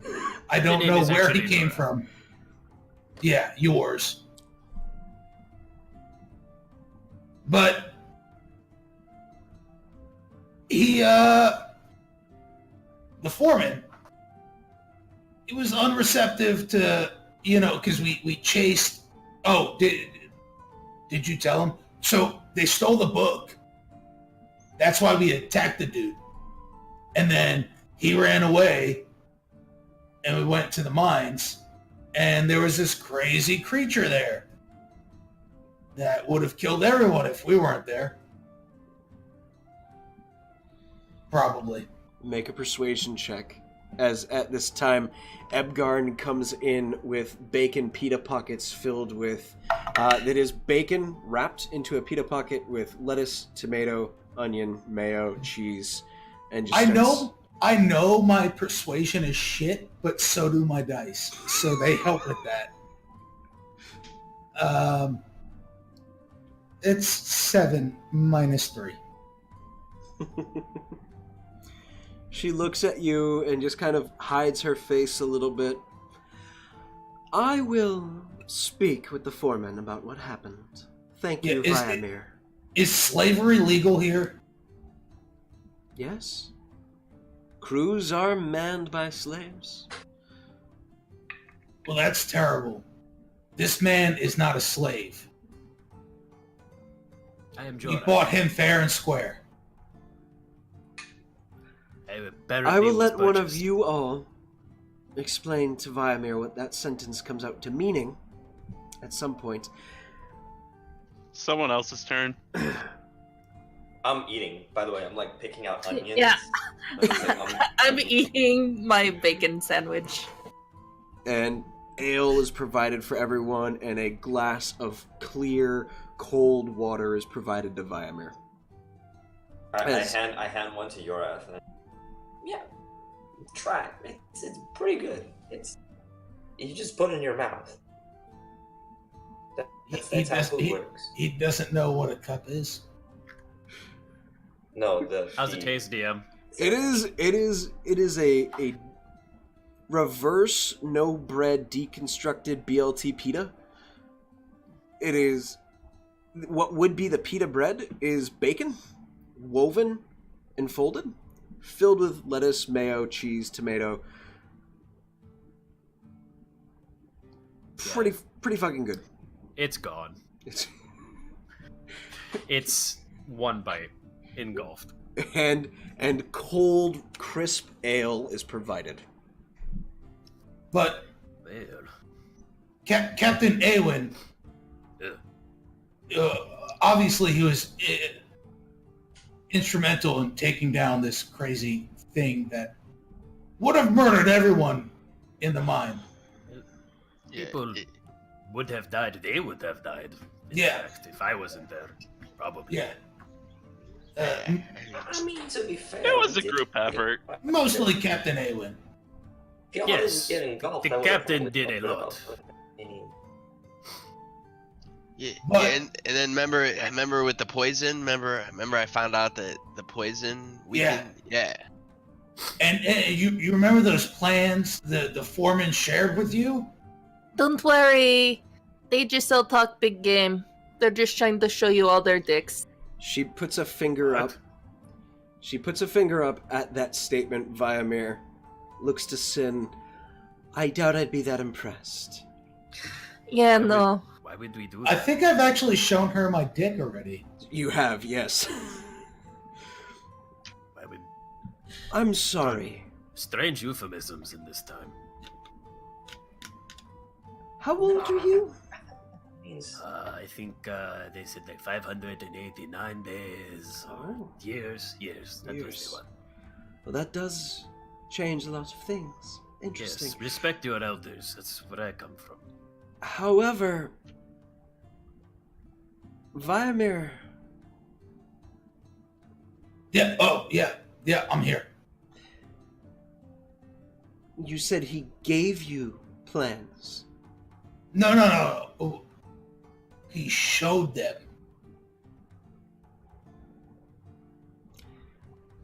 As in we saw them. That's fine. I thought I misheard you. That would be a different Yeah, story. he didn't give them entirely. to us. I tried to look at them and he was all like, no, you can't look at these. I got kind of mad. There was a little altercation, but we worked it out. But he asked, I hope so. You Because are I- an adult, after all. I told him, I said, look, if you need help, we can help you. And I happen to know the queen, and look, boom, here you are. It's like serendipitous.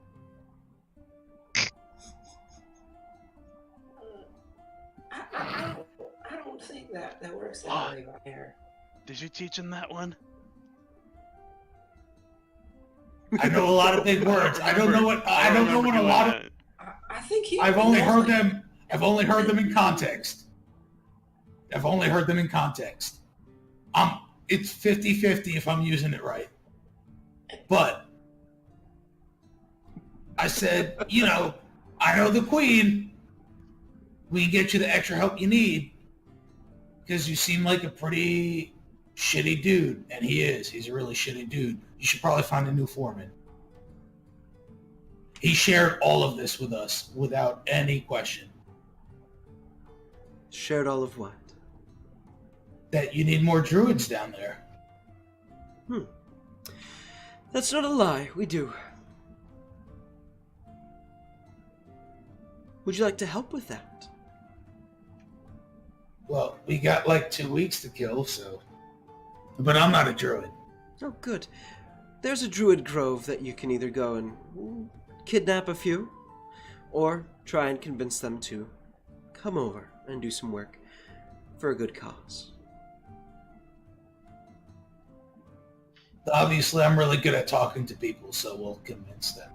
Obviously. So let this be just my final warning to you all, and that should be it. I'll take my leave. And, Awen, Yes.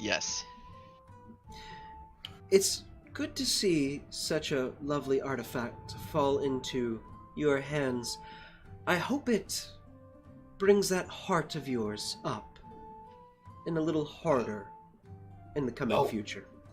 Oh, yeah, you noticed it. Yeah, we had found it when I think we kind of told you when we were wandering, but yeah, it was certainly helpful when we were fighting that one creature thing, and and probably would come in handy if we fight other things. So I think it'll be useful. Yes. She comes over to you and rests her hands on your arms, just below your shoulders. Holds you for a moment and just looks into your eyes and slides them up to your face and pulls you in very closely and whispers something into your ear. Looks at you. Best of luck. And makes her way off the ship. Everyone just kind of looks at everyone and be like, yeah, that was kind of nice, right? Lucky That bitch. sounds like a threat to me. Yeah, totally, Captain. No, that was nice. Hey, Law. Totally, all that time spending us together? Yeah, I got this. I got this line ding down. So, Yeah, I think you still need some practice and observation there, Viamir. Next time, let me do the. I thought I did pretty good. You didn't do bad. You still need some practice. But is the queen gone? I'll look around. She is gone. Ebgarin's just looking around and, oh, thank she's always a scary lady, even when she's pleasant. Who wants more food? I thought she was very pleasant and well properly presented. more food. I'm down for more food. I got this gem. So Ooh. did she tell us where those druids were at? She said she needed us to help her convince those druids, but she said there was maybe a grove nearby. Did we have to go find that? Yeah, we can find that just by speaking to the trees. Or like a notice board or something. It's probably somebody that the rest of us can talk to. Yeah, we could probably ask someone. They probably know where the grove is, and we could You probably do find your out thing, where. I'll do mine. I'll go ask the trees, and you go ask your notice board. But Law, I got this gem. Yes, you did. I would hide it somewhere safe until we're in another town. No, sell it. I would hide that somewhere safe until we're in another town. Sin, you look over and you see Viamir just placed in Law's hands a sapphire worth maybe about 280 gold pieces. Maybe, if you get a good deal on it, 350. I've seen better. So, you're a quick question. Hello. Now that you're completely out of your own time, with no ability to go back, like Yes. no ability at all. To Yeah, get that's home, fine. What are you gonna do? I imagine it will. I don't know, actually, now that I think about it. Maybe learn about the world and try and find my place and see what I can do to make it a better place, maybe. Who knows? I'm sure the world still has its issues, and I'm sure there are people out there who have the ability to do things about this. Maybe some do, maybe some don't, but I believe that you have the ability to help. You should. So, I will try to help and make the world a better place. That's a valiant thing to do. It's a lawful thing, perhaps. Maybe. What about you guys? What do you guys usually do? Well, right now, I mean, we're waiting for the ship to be finished. So we had fought some giants, and then we do a lot of things. We're looking for some keys, and they're not actually keys. We found out they're very magical items. So we're looking for magical items, and then we're looking for gladiators. So we're kind of going all over the place, and it's certainly going to help once the ship's up and running. But now maybe we might go find and talk to some druids. It sounded Do like. you have a key? I get real close, right up into his face. Yeah. Me? Yeah. Yeah, you. Like I said, they're not really keys. They're magical items. Do I have a key? No, I do not have a key. I'm He sorry, my goes friend. he goes through with this with everybody. You could just. It's hard to find. So No is an acceptable answer. No, I do Yeah. not have a key. I am sorry, my friend. Do you know if you have a key? Or do you not know? I shake him a little bit. Please do not touch me, my friend. Like they touching. Must be consensual, right? You don't just grab people. It's bad manners. No, typically I just grab people. So, I'm an advocate of. This was a light shaking. It could be heavier. Okay. so just a quick question. So no key. Do people ask normal questions or are they always quick? They're usually quick. No For questions. clarification, are we explaining the keys, what the keys are to Jorath, or are we just being vague? We Have Awen no did clue say what they the were keys are. magical items, but that was Yeah. the extent of his discussion. Well, because So Vimir far. knows the keys are the key to securing the safety of the world tree, or to him, the mother tree. So I'm just asking for clarification if Vimir, you are explaining to that point, or if you are just vaguely saying the keys. No, Vimir is definitely the key guy. But do you have a key? And they explain what the keys are, and Vimir's just like, do you have one? Okay, so as far as Jorath, you are concerned, they are just someone's looking for keys. You're looking for your ship keys or something. No, they're magical items. Like I don't know if you saw, like when I hit that creature thing with Do my the staff. staff. Do yeah, it. And he just like kind of like squeezes his fist, and then a magic, like a quarterstaff forms. And see, this they told me that this is one of the keys because it's a magical item, but it's a key to unlock something. And I think we have 2 magical items, and we're trying to find more magical items. So I think. To be fair, I Yeah. said maybe. Yeah, I think when I originally met Vimir, he mentioned something about finding the keys of the mother tree, or the world tree, something along those. Make a history check for me. Jorath. Keys. 4. Even with your secluded reading and studying, nothing comes up. In the time that you had to yourself, nothing really Key. comes to mind. I mean, I left it at he asked me for key. I said no, thought nothing more of it after that.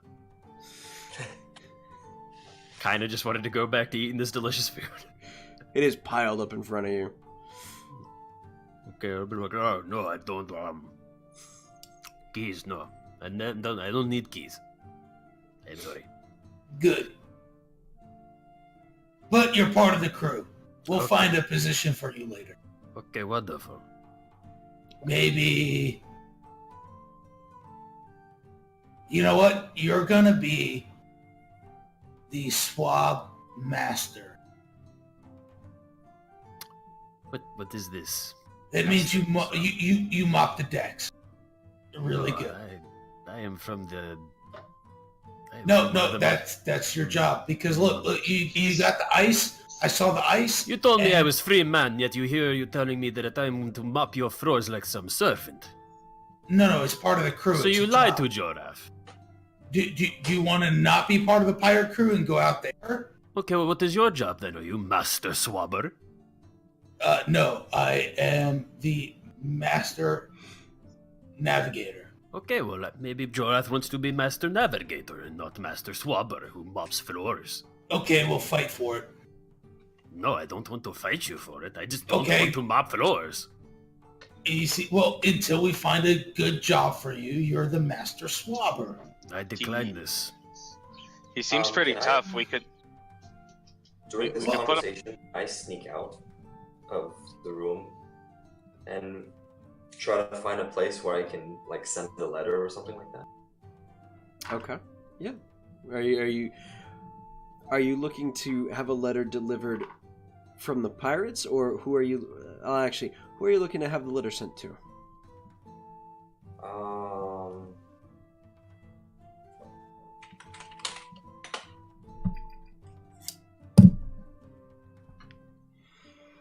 Da da da da da da. Whispers. Done the digital way. All right, so you have your little device there, so you don't actually have to do that. Yeah, easy enough. You can head right to your quarters and do that. That is an isolated part of the ship. Okay, I'm just gonna walk out Okay, easy enough. as stealthily as I can, so nobody knows. All right, make that stealth check.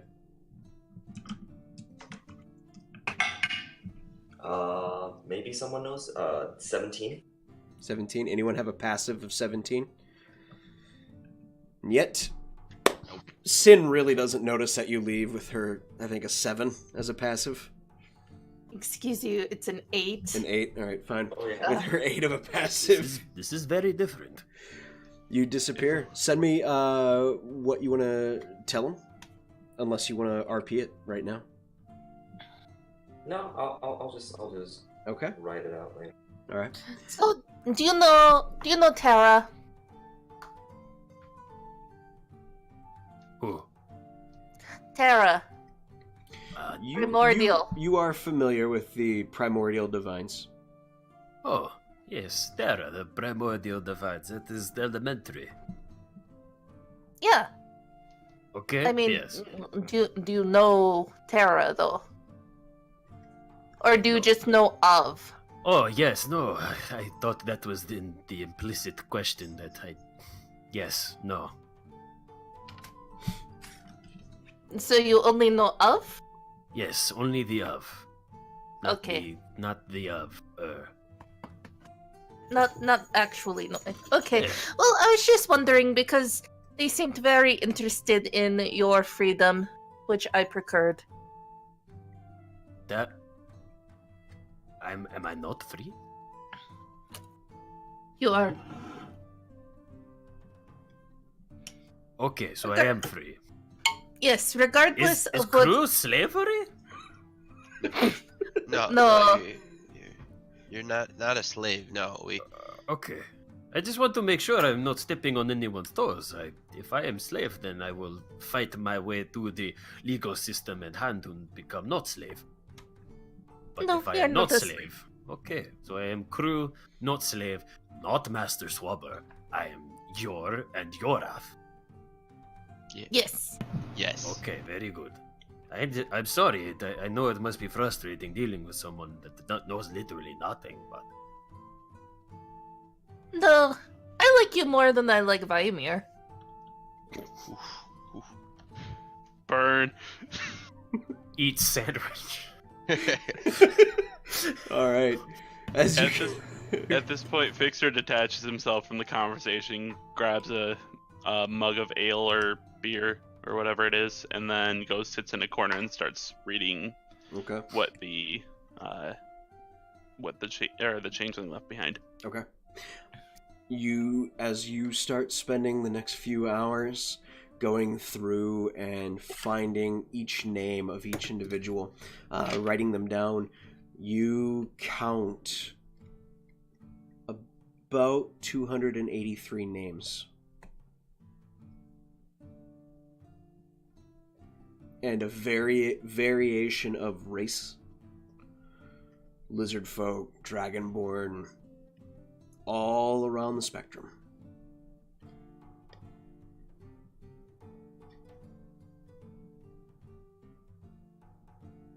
Sorry, you said how many names? 283.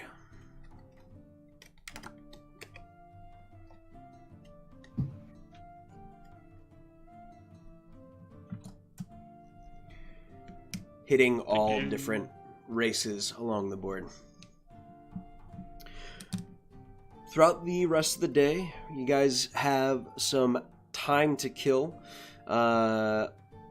before we could either do... if there's anything you guys want to do, we could either skip 2 weeks, and you guys could tell me what you want to do for 2 weeks of downtime. Or we can play out the 2 weeks. The choice is yours.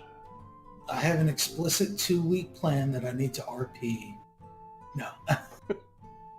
Vimir would just go down to the ground level. He'd just go down to ground level and hunt some beast and mostly stay out of the city while the repairs are being done. Okay. Give me ye old survival check.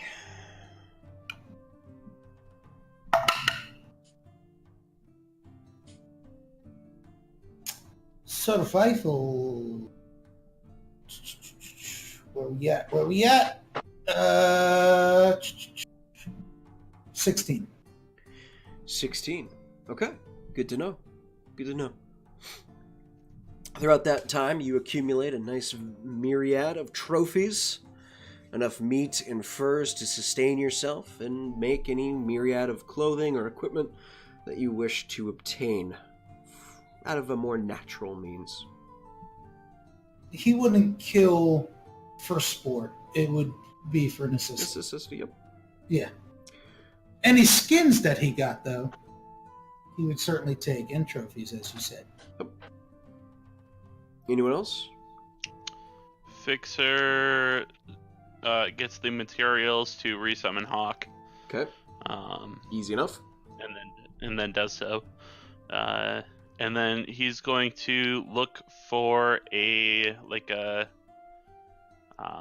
just like an arcane, like look for a store that sells like arcane books or spell scrolls or anything like that. Okay. Give me a list of what you're looking for, and I'll give you the cost. Right. Awen, Law. Awen wants to find someone who knows something about these druids. Okay. Wants to see if it's something they can't tackle. Go ahead and Interim. make an investigation check. Crud. Natural 17, so total 17. Total 17. Solid. Asking around town, you do find a rather small goblinoid individual. She is very, very old, and she is covered in mushrooms and moss. She looks like at any point she might just drop dead to the ground. As you approach, she kind of and as she coughs, these spores just emit from her hair and the mushrooms on her body. You see that there are holes embedded in her shoulder, in her flesh, where spores just kind of puff out from her shoulder. She looks up at you, her eyes wide and bright yellow. What do you need from Tishka? So I've been kind of asking around. The queen, she was looking for some druids, and she mentioned somewhere nearby there was maybe a grove of druids, and wanted to bring the druids here, and we're trying to find out where these druids are, because she didn't really give us much information about the druids, but maybe you could tell us where they're at. Yes. Tishka knows where druids are. Tishka can help. But you pay Tishka for help. Yeah. I mean, I could give you some money. I mean, if you told us where the druids were. Tishka does not want money. No. Tishka wants new mushrooms. The druids have mushrooms. You must get them for Tishka.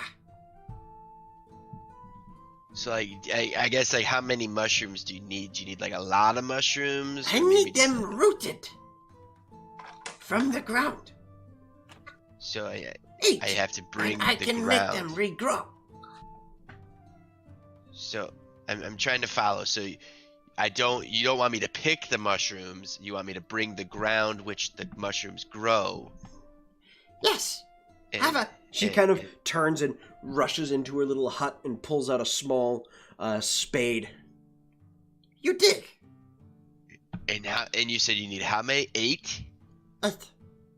8 mushrooms, and then, but so you would tell me where the druids are, and then we will go there. We will get the druids, and then we have to bring back some mushrooms. Yes. I guess. Do you have a backup in case maybe we're not able to get the mushrooms? Is there some way? Because I don't want to just take this this location and not be able to repay you if we can't get the mushrooms. But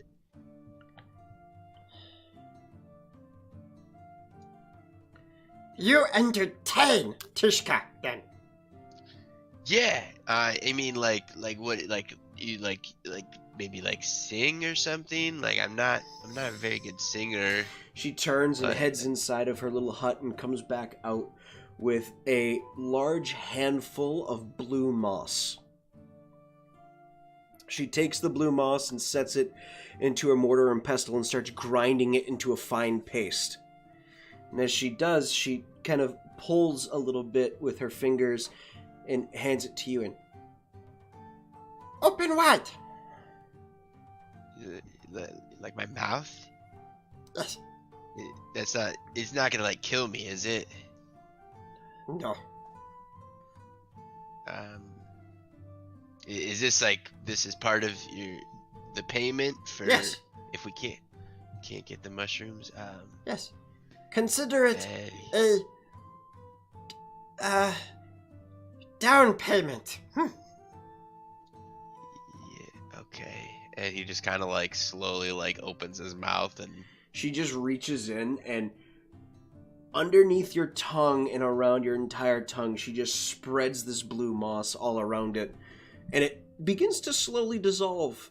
And it kind of fizzes and pops a little bit, like eating Pop Rocks. And after a moment, it is completely gone. It's not an unpleasant taste or sensation. It's kind of earthy. And after a moment, your entire tongue swells. And you're having trouble speaking. so so where do you want us to go? One day, north, in the grove, you will see it opens through a fencing of maple trees. You will see the grove. It has a nice little pond. That is where the druids reside. Enter with a sprig of mistletoe. And she pulls actually a sprig of mistletoe out of her bag and, like this, puts it away. And It's kind of like he like reaches his hand out, like thinking he was gonna get it, and then kind of like pulls it back. Like, do you know where I can get that? yes, you head down into forest and find yourself a dire bear cave. That is where you'll find it. And then how long will my tongue be like this? That amount 12 hours. I hope that's you're not hungry. Oh, okay. So, Here, take more. Prank friends. he's gonna take it. She hands it to you in like a little leaf wrap, and it's a good amount of this paste that she just hands to you. And he's just gonna kind of pocket it, and he goes, "Oh, so I go get the mistletoe, and then I go north and take the mistletoe, and then I get the druids and the mushrooms." The mushrooms. They will speak to you then. Yes. Okay. Okay. And then he kind of like is waving, like trying not to talk as much, having trouble, and just like, okay, thank you. Bye-bye. And then he starts heading back to find some others. Okay. Anyone else? I guess if Yor is going to be hanging out with us the entire time, Sincere is going to work on getting him adjusted to the future. And she also will, with some of her downtime as usual, finishing Law's sister's necklace. Yep. All right. And also hiring crew. Okay. Which positions are you looking to fill for the crew? Just general. I'm guessing Fixer's going to want a couple people in the engine room, and then just basically shifts. So you're looking to fill second and third shifts? Yeah. Okay, good to know. I will ask you the $1 million question. Are you looking for a new crew, a seasoned crew, a new crew, a trained crew, a seasoned crew, or an expert crew? A new crew will run you 25 gold a week for a total of 100 gold a month. A trained crew will run you 50 gold a week for 200 gold a month. A seasoned crew will run you 100 gold a week. And an expertly trained and seasoned crew, the top of the line crew, is going to be 300 gold per week. Okay. Like, this is just average across, or can we, like, mix and match? This is average across, is focusing one, get the whole lot.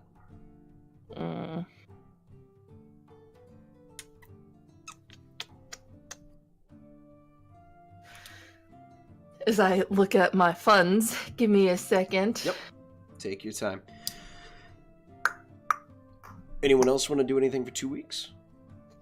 Six is gonna spend time like wandering around the city, kind of just seeing how everything works, like how life works around, and see if there's any particular jobs that he can do in the meantime, like small jobs that doesn't require everybody else. Yeah. There are plenty of small jobs. Would you like to run bouncer? Would you what would you like to fill? What kind of role would you like to fill? Anything that I can utilize my fixes, like gun and stuff like that. You said utilizing your speed or your shooting talent? kind of like pretty much shooting talent and stuff. Okay. There is an individual who you do find is looking to... His hand is no longer quite steady. And with him, he has a goat. The goat goes by the name of Smith. And the goat can talk.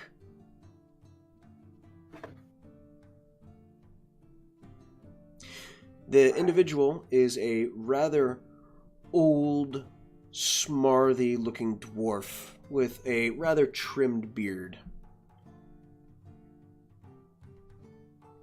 I'll go up to him. Did they post a job previously? Did not post a job. This is something that throughout your looking around that you find. He's tucked in a back alleyway. You hear the sound of a gunshot going off, and after a moment you hear, "You know, I've never seen you have such a shaky hand before." Then you hear, "Well, if I didn't know if you were a piss poor attitude, I wouldn't have asked you to show up." I'm sorry. I seem to be kind of in the middle of something here, or drop in on a little bit of something, but I see that you're trying to shoot something, and I was wondering if it helped. Dwarf looks you up and down and, hey, you can't? You got a straight hand? Shoot the fucking goat! No, don't shoot me. He's an asshole. Right. It's just shooting the goat. That's it. No. You see that walnut? Oh. Okay, yeah, I see it. Shoot the walnut. What's it for? Is it just some sort of a skill thing? Money games. All right, and then I'm just gonna shoot it. All right, easy enough. Easy enough. You just draw the gun, and with a flourish, bullet flies out, hits, walnut explodes. Oh, that's not impressive. I can do that. Yeah, you could do that 15 years ago. That's not true. The goat just, would you like a job? Split the winnings 50-50. Sure, what kind of job would it be? Cheating all the dumb bastards here in town.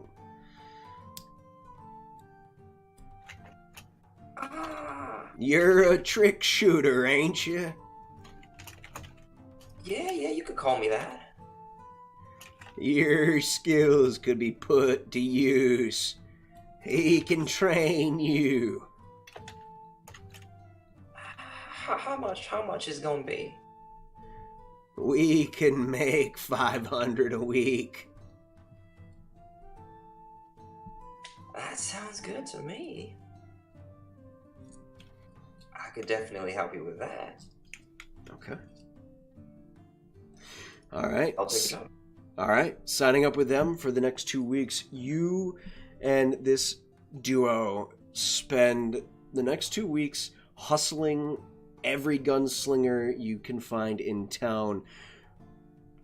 You find yourself being trained as well in the arts that this guy is well known for as a gunslinger. And as you come to recognize the tricks that he is imposing, go ahead and make a history check.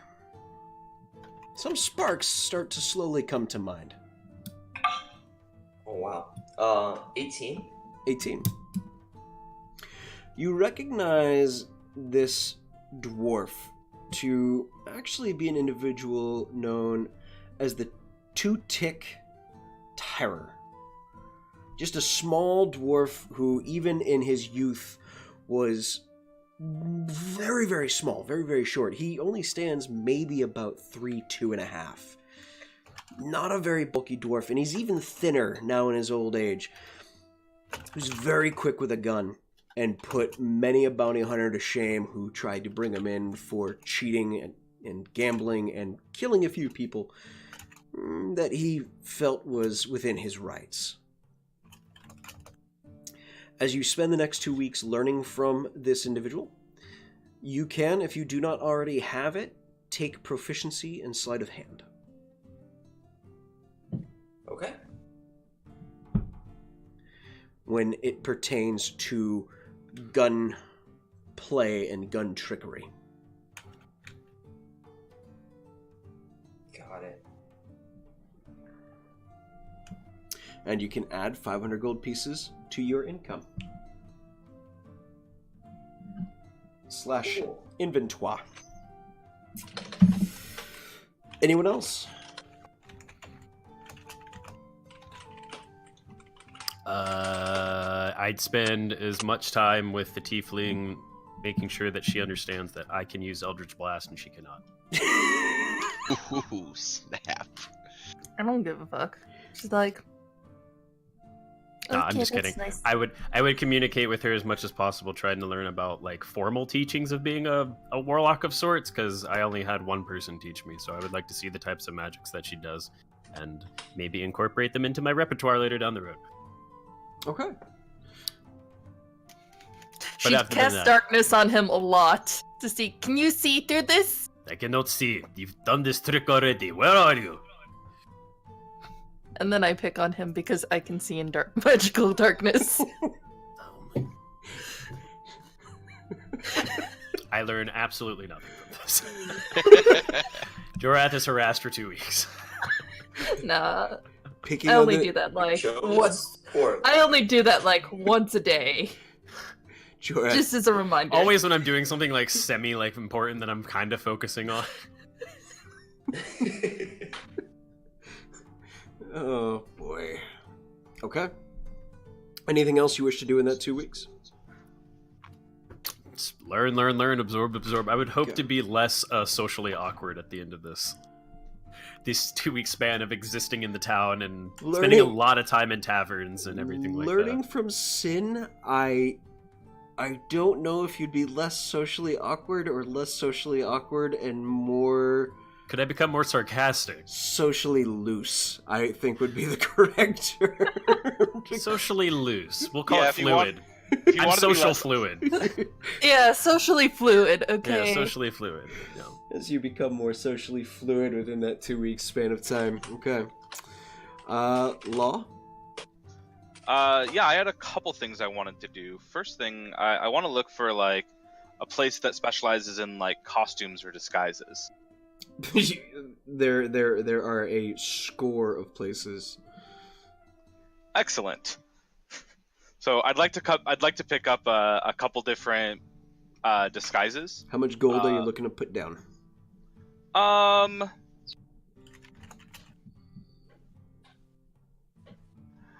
mean, I'm not looking to spend more than maybe 40 gold for some various disguises. Okay.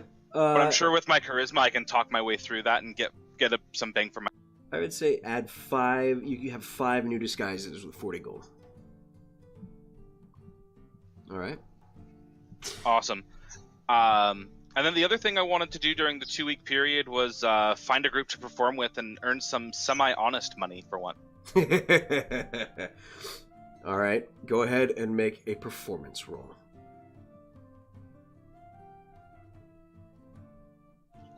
I'm going to use luck.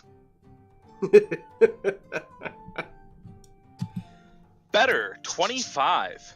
25. Okay. Go ahead and roll 2d100.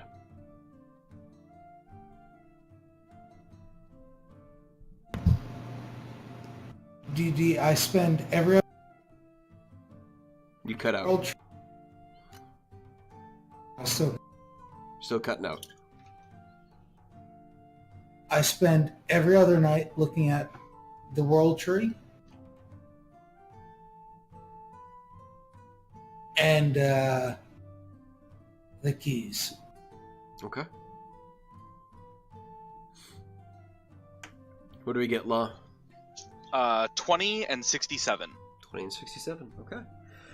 At the end of the 2 weeks, at the end of the first week, not so good in terms of tips you accumulate through mixed change, 20 gold pieces.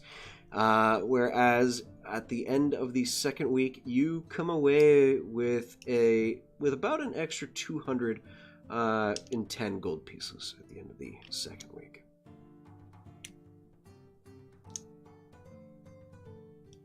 Okay. Cool. And then the only other thing I was going to do is in any other spare time I had, look over the plans for the mine that I took and use my forgery kit to make a copy. Okay, easy enough. They are pretty simple, and you see that there are several exits the further down you go into the mine that lead out to the base of the tree. Throughout the course of the 2 weeks, the ship is overhauled with a new weapon system, a new engine, an entirely new ship. And is there one thing I'm missing? Is it navigation? I think we had 3, right? Was it only 3? Did you take the ship overhaul, engine, and was it weapons or navigation? I think it was weapons. Was that right? Pretty sure weapons. Weapon overhaul? Okay. Yeah, it was weapons. All right. You guys, with a brand new ship design, you do have an opportunity, if you so wish, to rename the hand, as it is effectively no longer the hand. The frame that it once was no longer exists. You have 2 frame types that they were able to build for a gunship of your size. It is a more flatter 3-deck triangular ship, or a more classical airship of a 5-deck tube. It's the Awen, and I take him by his feet and smash him into the hull. No, just kidding. Oh, hey, you should try this paste I found. Here, use this paste before you go to the bathroom. Yeah.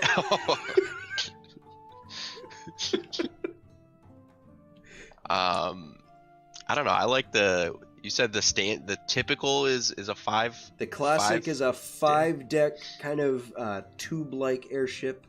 The new, more modern versions are the more angular 3-deck airships that are more triangular and more pointed towards the nose.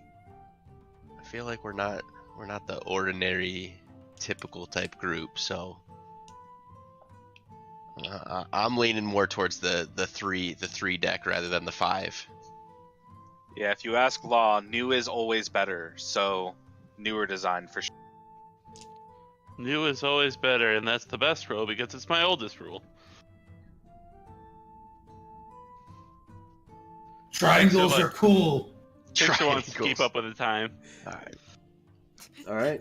So Illuminati. All right. So turning the hand into a 3-deck angular ship. Mid-deck is where your crew quarters are, and it is also now where your port and starboard gun ports are for your ground infantry-based combat for when you are dropping troops down or yourselves down if you're looking to secure a landing zone, or if you're looking to attempt a strafing run on a smaller ship at closer range. Lower deck now houses your cargo bay, as well as your mess hall.